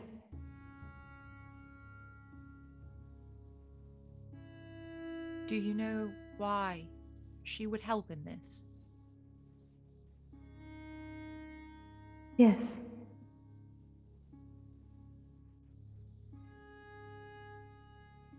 Could you inform us of that reason? That man hurt her.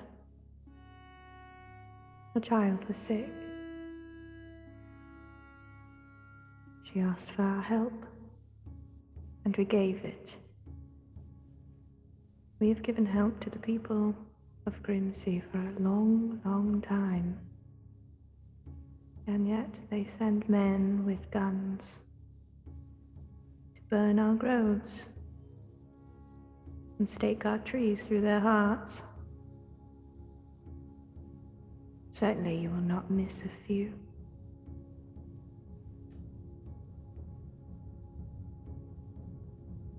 What happens to them after? The people that have done these things.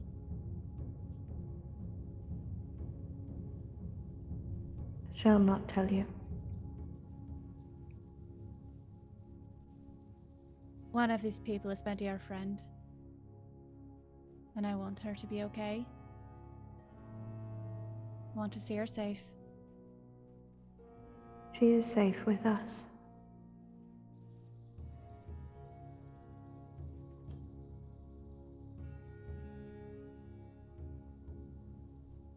Was that part of the agreement for your aid? No.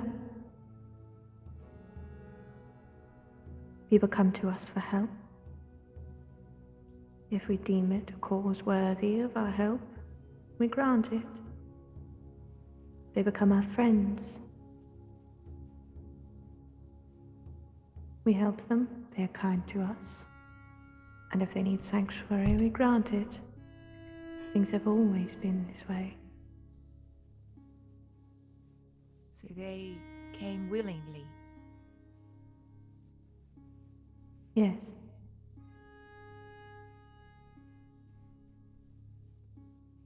What did Adela ask for from you?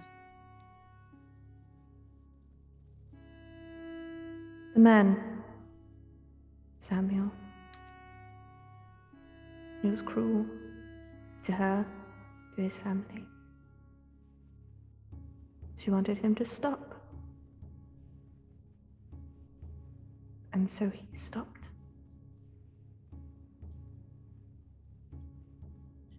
And it was you that granted this. Yes. She was sent to me for help. And I helped her. Sent to you? Who sent her? A friend. Karina? You know the witch.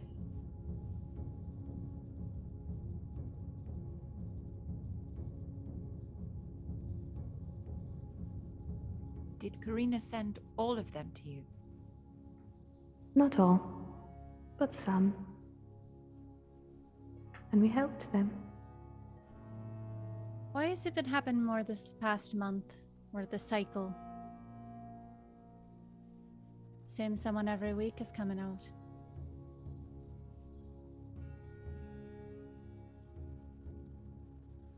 This last moon cycle, the people of Grimsey have treated us differently.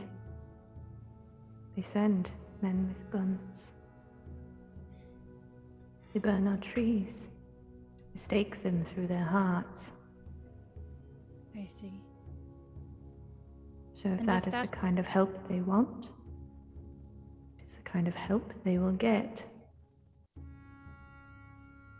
It is simply fair.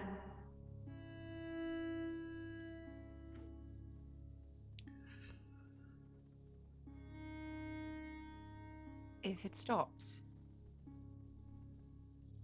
the men with the guns and the stakes,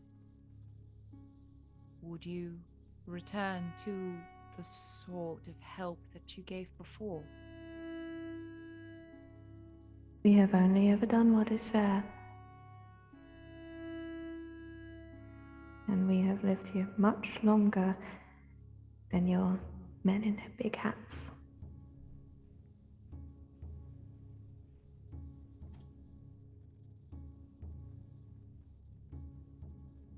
All right. That seems like an easy fix then. Yes.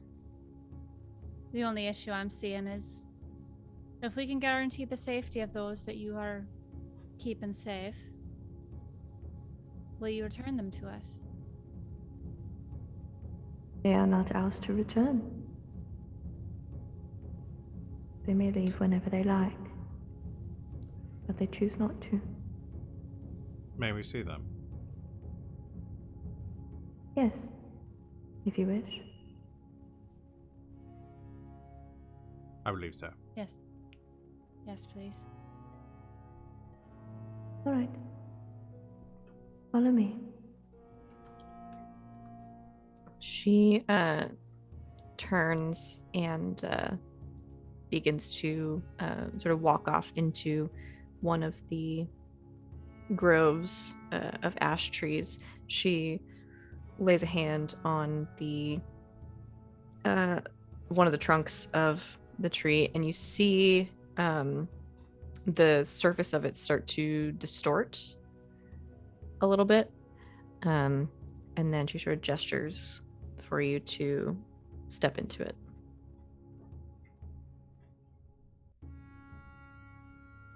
I go.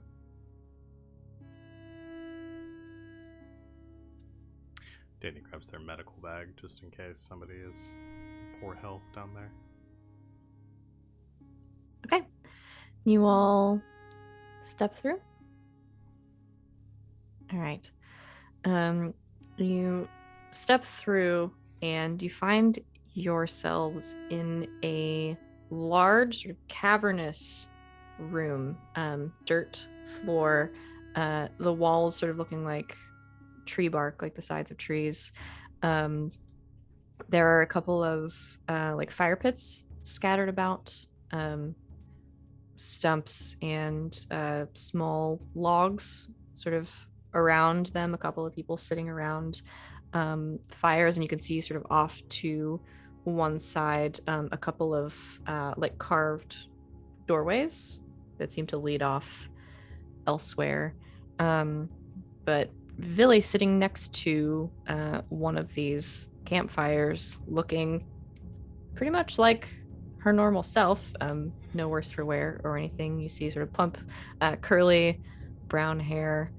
Your friend Adela. Billy kind of like sighs and moves over to her. Adela. Billy, what are you doing here?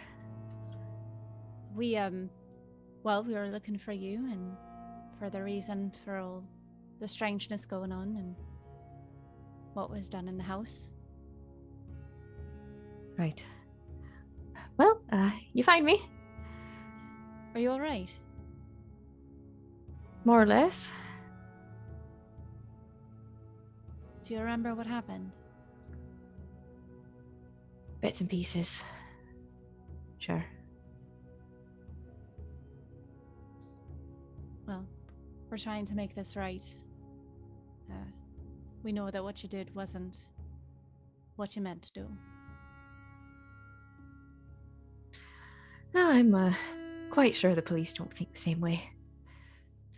Well, they're the ones who asked us to come down here, so we have a bit of sway over them. Really? Well, they do. But we're going to try to fix this and make it so that people know that it wasn't you. Not really. Well, good luck to you, I suppose. Quite the tale. Do you need anything? No? We're quite okay down here.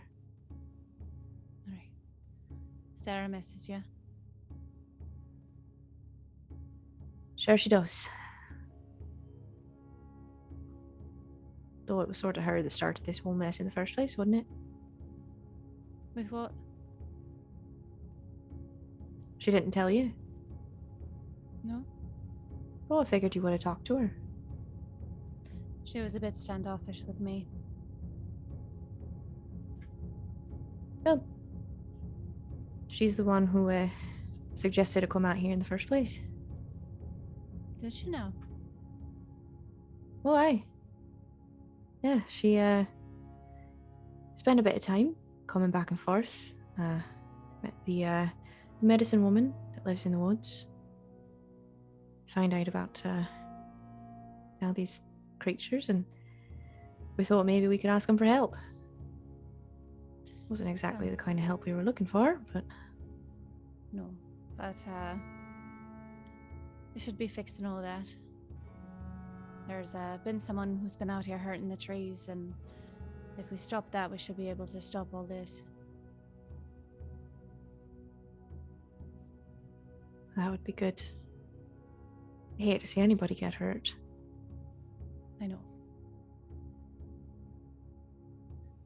Is there anything else you know that you could tell us?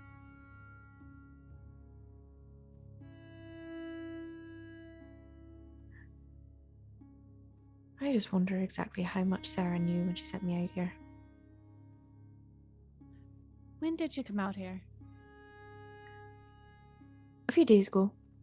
I went to see Karina, the old witch in the hut.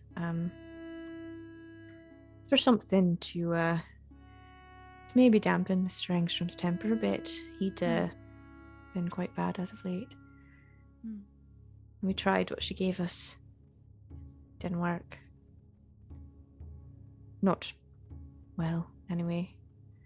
I think he needed something a bit stronger. Yeah. But then Sarah had another idea.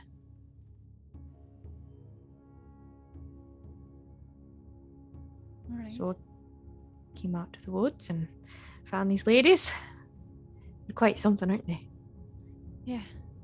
Did she suggest that you go specifically? Well, we talked about it, but it wasn't about to send the lass out here. That's fair. Though, yeah, it was her idea. All right. Maybe we'll talk to her again when we go back to town.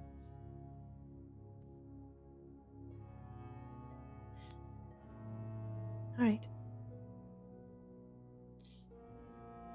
We'll try to get you out of here, okay?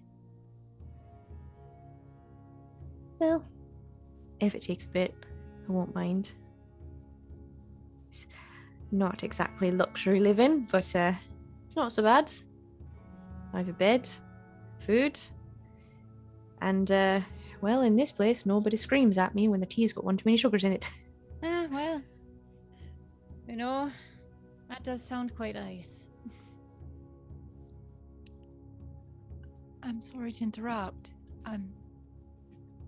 Which of these ladies had the son that was sick? Oh, yes, that'd be Nikita. She's, over to the side there. Her son is here somewhere, sleeping. But brown hair, long braid, blue eyes, can't miss him. How is her son doing? All right. Since he's been here, the ladies are looking after him best they can. It's a slow process, natural healing, but well, he's certainly not getting any worse, and that's a blessing. Of course. Doctor, while we're here, do you think that you could look after the boy? I could give him an examination, yes, if it appears that his condition still hasn't improved. Go on. Right. Danny will look the boy over. Okay. You all approach Nikita, I assume. As they walk away, Villy, Adela sort of looks at you and says, "Is that the doctor?" Yes. And Alina, of course. Oh, hello.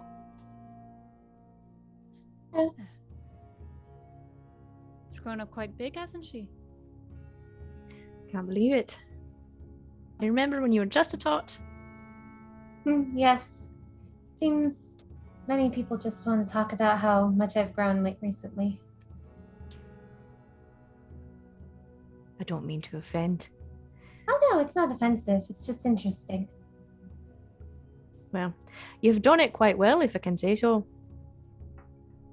Oh, thank you. I had very little to do with it. Well, you ate your vegetables like a good girl and grew up nice and strong. Aye, really. She's a woman. We ought not treat her like a child.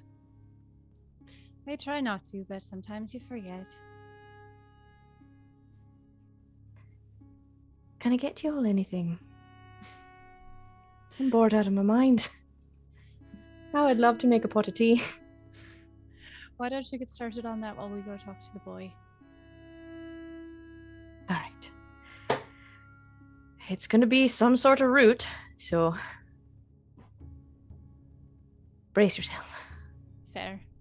It's good for you, though. Mm. She turns and goes back to the fire, make some tea. The others of you make your way over to Nikita, who was pointed out to you. She is sitting off to one side by another one of these small fire pits, as described, sort of olive skin, long, very long brown braid, and bright blue eyes. Fairly young. She's probably like early 30s. I keep saying fairly young. That's for us. That's middle-aged in this game, apparently. We kind of hand-wave that rule sometimes. But as you approach Danni and Tilda at the front, I assume she looks up, a little nervous. There's a group of people that are approaching her, but gives a small wave. Hi. Hello. My name is Tilda, and this is Dr. Madsen. We had heard that your boy was sick. Yes. That is why we are here. As Tilda pointed out correctly, I am a physician. If I may, I can perform an examination and see if I can lend my services in any way. I cannot pay you. Oh, no, that's fine.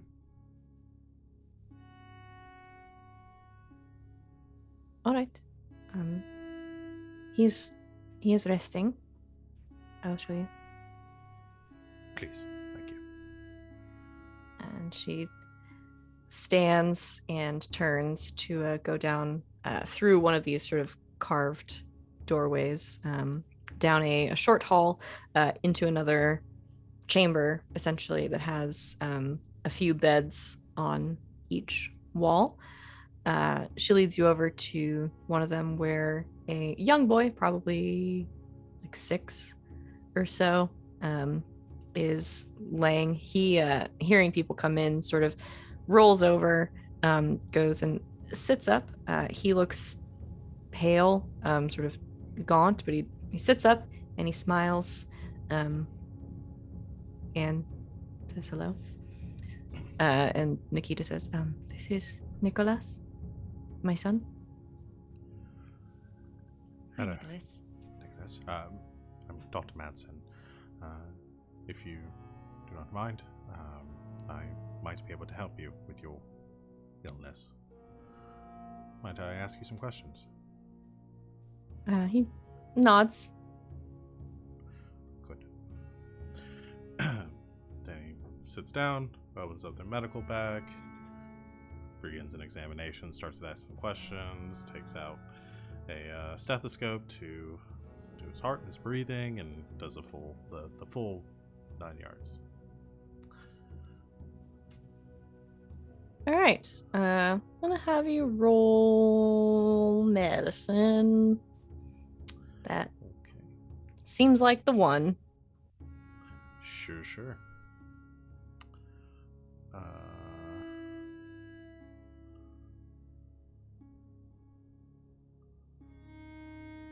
One success. Okay. Yeah, you. I have 2 more dice that I can roll. I forgot because I have my medical bag. Oh, you want to go ahead and roll 'em? I mean, let's just see if I get those extra successes. Yeah. No.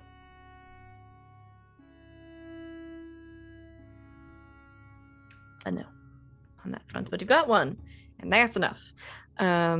Yeah, Danny, you examine him. He is, although he seems just fatigued, very tired, he is also still bright and very friendly. And you ask him questions, and he gives you very long answers, which turn into not remotely what you asked about.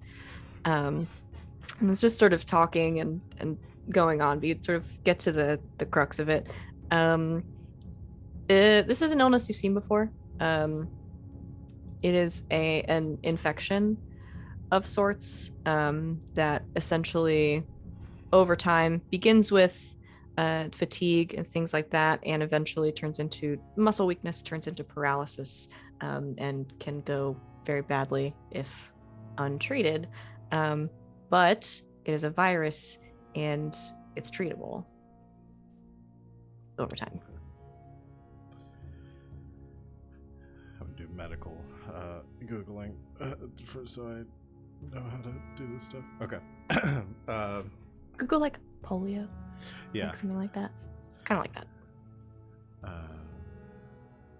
Danny finishes the examination, and Nicholas and Nikita. Yes. Okay. Looking between the two of them, says, "Well, the based on my examination, I believe it to be some sort of infection. Is this like a respiratory thing, or is this like a... No. No. Okay. Actively didn't make it that, I actually. figured it wasn't. So... No, it is. It's along the same vein of polio, where it's kind of like a muscular, essentially atrophy over time. But it's treatable. It's reversible. If caught early enough. I believe this to be some sort of infection. Much research has gone into this in recent years over pathogens and anomalies that might cause this sort of thing. But the good news is we found it early, and it is treatable. I don't have everything that I would need here, but I do have a few compounds that you can begin taking now. And I can bring back the tinctures that I can distill back into my lab later today. Perhaps have them provide them tomorrow. You'll need to take these daily to prevent the disease from progressing. But within a matter of 2 to 3 weeks, I would see improvement. That's soon. Yes. You'll have to take them for longer than that to confirm that the infection does not return, but you'll feel better by then, I'm sure.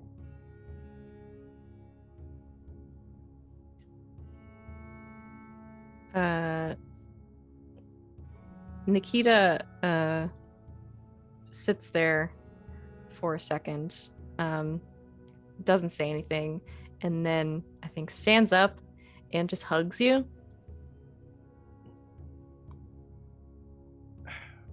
Thank you.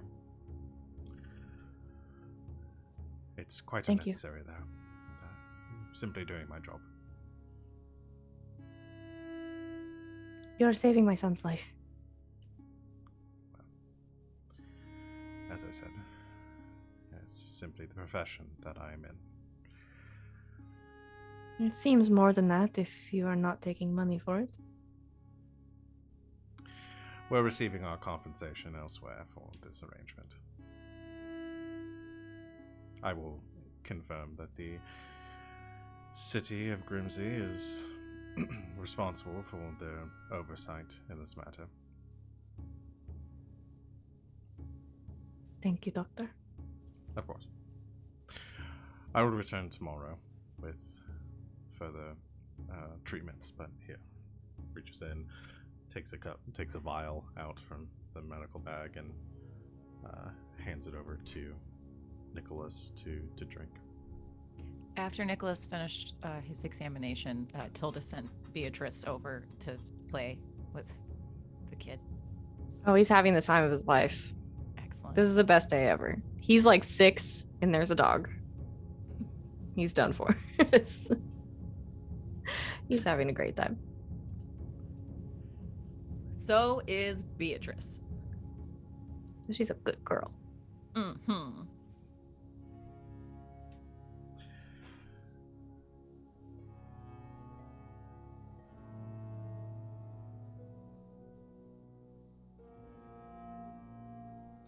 So Nicholas takes his tincture, and I think those of you that are here for this, Danni probably first, as you pack up your things and you get set to leave to go back out to the main chamber. You see another one of these like green-skinned women standing in the doorway, sort of leaning up against the carved wooden entrance. This one sort of has her hair, they all look very similar, but has her hair pulled back in sort of one very large braid, and her blacked out eyes are just kind of watching. Also gonna ignore the fact that was likely mercury that Danni gave. We're just gonna kind of gloss over that would be what Danni was treating this infection with. There's ladies who can teleport through trees. I think it's fine. Yeah, okay. let's not make it sad again. I like to think that Danni was ahead of their time.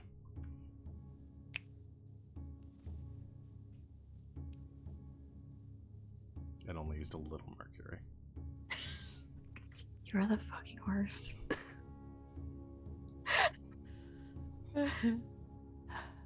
He'll live to, in this universe, I guess the ripe old age of like 40. Yeah. I'm still hand waving that rule. We only did that because we had to. But yeah, she just sort of stands leaning against the wall watching you. So, seems there isn't much else for us to do here. Perhaps we should return to Grimsby, have a conversation with Max Nordal. How much of a conversation should we have with him? I don't understand your question. She cracks her knuckles. Well, he is a representative of the constable's office, so... And so are we. Right. Perhaps we attempt to convince him to discontinue his current investigation. My main concern would be that this investigation of his perhaps took place before any of these events. So what in the bloody hell was he doing? Well, as there are people like us that investigate these sort of things for some reason or another, I'm sure there are others out there that have their own reasons and methods. And agendas. Likely. Didn't seem very good at his job, did he? No, not on any front. It keeps getting distracted by one of the woodwives staring at them. Is something wrong?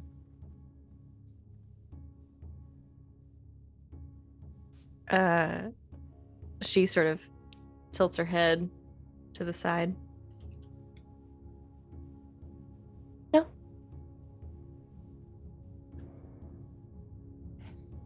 You are now the second one of your sisters to stare at us in this manner. May I ask why? I like to know what's going on in my home. Of course. Forgive me.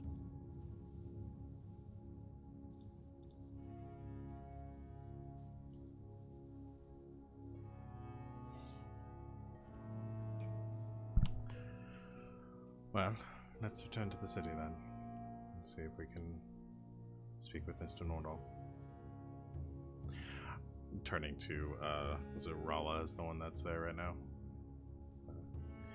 I will be returning tomorrow, if that is alright, to deliver more medicines to Nicholas.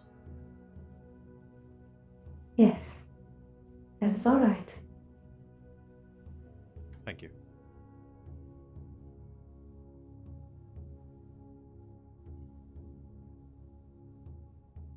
We shall be going then.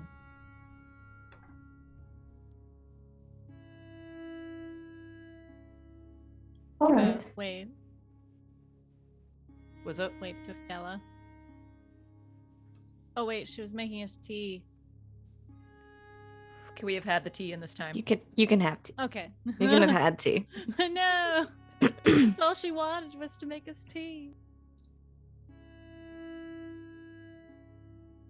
Anything else you'd like to do before you leave? Just on the way out. Walks past Danni. Thank you.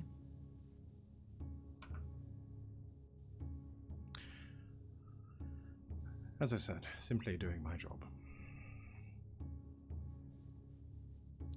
Obviously not. Or we wouldn't be in this situation. If every physician was like you, then Nicholas would have had his treatment by now. Well, much like in the realm of hunting monsters, different people seek different things from their professions.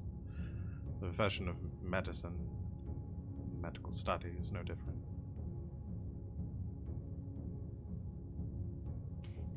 What do you think you seek then?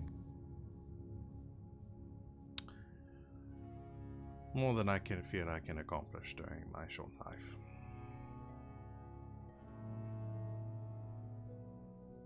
At least you have aspirations.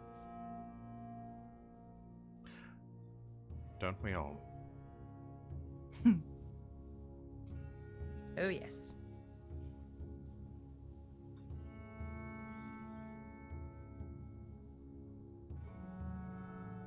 That's all. All right. You all get ready to leave the tree world and head back to Grimsey, I assume, because it is already very quickly approaching nightfall, if not dark already. Let's see. Rala and Ashira lead you up and out of the tree, back out into the woods where the sun has set, and bid you farewell, with the understanding that at least Danni is going to come back tomorrow, maybe with more of you, depending on what your plan is, but they expect your return, so no problems there. And you start to head back into the forest. Alina, I'll leave you all with this. As you go to follow your friends out of the underground, as it were, this space that they've created within the trees, you hear in your head, alone, two voices. Hello, human.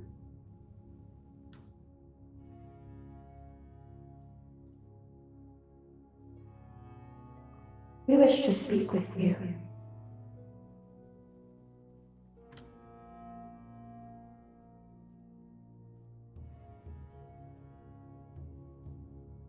With me? Yes. Come around the tree. It will only take a minute.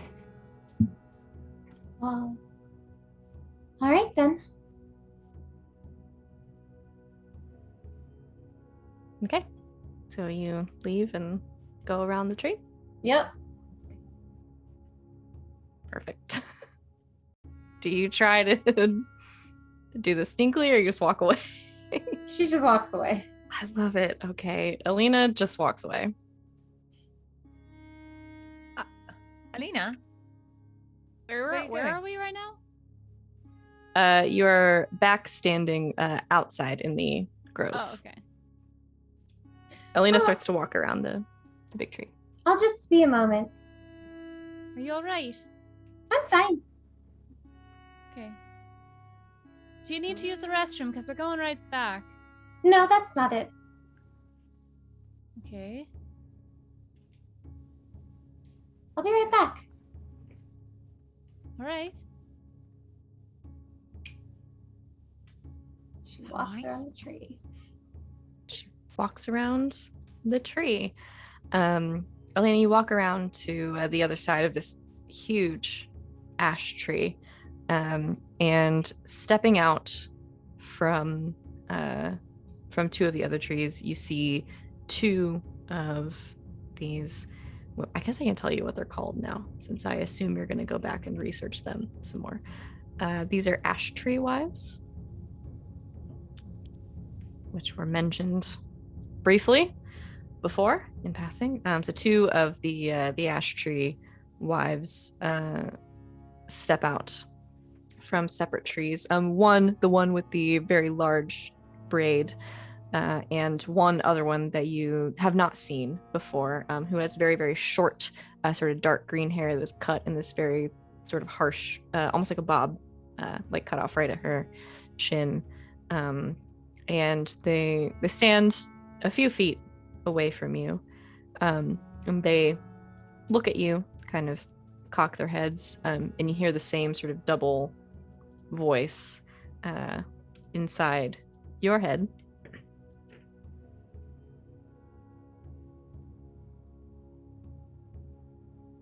You know you're special.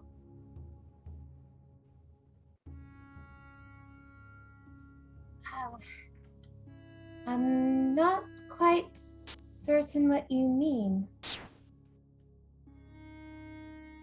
You can do more than the others, right? More things, more magic. Yes, but I don't know. I think that's not necessarily special. What about your friend? Tilda? No. The one behind your eyes. Well, I don't know much about them, so I can't really speak on their behalf. They both speak again. We know what you are.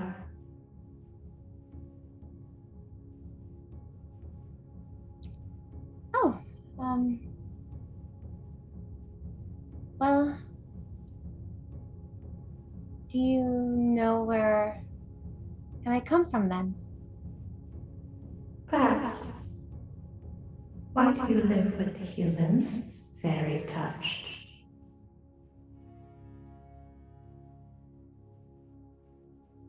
I'm sorry, why do I live with them? Mm-hmm. I suppose I always have. Not quite sure why. Would you like to find out? Yes. Good.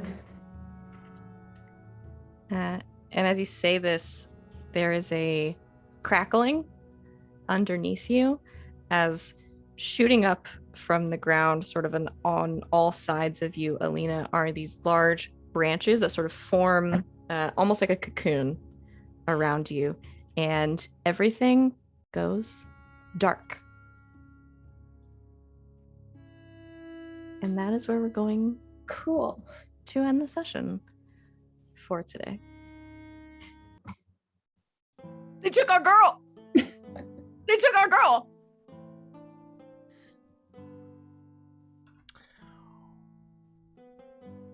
Well, she did volunteer. It's true. It's fine. It's fine. Everything's fine. We'll talk. Okay. Listen, I But yeah, think that the person I worry about the least in this group is Alina. probably kill all of them with her brain. Mind powers. Mind powers. So that is where we are going to end our session for today. Thank you, everybody, for hanging out with us in chat today. Thank you for the raids and our new followers out there as well. We're so glad that you are that you're here with us and you're part of our community. Join us on Twitter, join us on Discord, all that fun stuff. We'll post our social links in the chat. But let us now do our questions for experience points. Everybody ready? Here we go. Did you participate in the session? Yep. Yes. Love that question. Everyone always gets at least one. Did you confront any Vaesen? Yes. Oh yeah. Several. Oh yeah. A few. Like 4. Awesome. Did you identify a previously unknown Vaesen? Yes. Yes. I think at this point, you done figured it out. So that's 3. Number 4, were you affected by your dark secret? Yes. You done got Yeah, you were. tree napped. Tree napped. For sure. Did you take risks to protect other people? I mean, we Removed a went into nail. We removed a nail and went into the woods to talk to the ash tree wives. Yeah, you all going into the wilderness is sort of taking a risk in and of itself. Okay. Have you learned anything? What? So many. much. Nah. All these Vaesen think we're fucking weird. Why? Why you think we weird? You guys, not us. Yeah. Because you guys wrote weird shit into your backstories. Yeah, Danny's totally normal. I don't know what you're talking about. Oh, yes, definitely normal. Paying literal resurrection men to bring bodies to your cellar is normal. Billy's normal. Billy's She's fine. just buff as fuck. No, I wouldn't call Billy it is super normal. strong. None of you are normal. That's what we've learned. Did you develop something in your headquarters? No. Did you perform an extraordinary action?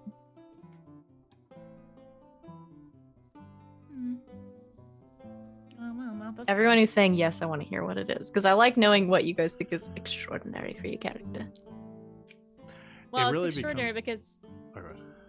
I was gonna say it's extraordinary because somebody else tried to do it and they couldn't. So pulling Don't the rip nail that. And spike Billy out did with it your rather bare easily. hands. Yeah, with Sure. two fingers. like The Rock and Hobbs and Shaw just pulling a helicopter out of the sky. What? Yeah. Hey, you guys should watch Hobbs and Shaw. It's so good. It's You guys a haven't time. watched Hobbs and Shaw? It's probably the best Fast and Furious movie. I've never seen a Fast and I don't Furious know. movie. It's radical. The 9th one, they literally drive a car in space. What? Dude. Yes. Yeah, but the Yes. movie kind of sucks. Yeah, the movie's kind of It bad. does. The movie's like Hobbs what if and we could Shaw- use- Is just The Rock and Jason Statham having the time of their lives. Yeah. And then the 9th one is just what if we could solve every problem in our lives with magnets? Motherfucking magnets. How do they work? How do they work? Yeah. Apparently very picky and choosy about what they pull. Anybody else have anything extraordinary? I don't know if Danny really did anything extraordinary. Again, it's one of those Because things like providing medical care to everyone, regardless of whether or not they can afford it, shouldn't be an extraordinary action. Exactly. It's very standard. I'm doing all kinds of shit in this mystery. You guys are just gonna have to go along for the ride. All right. So yeah, that is where we're gonna leave it for today. Oh boy. A lot of stuff happened. A lot of information, a lot of suspicion cast on a lot of folks that I did not expect all of those conversations to happen at like back to back.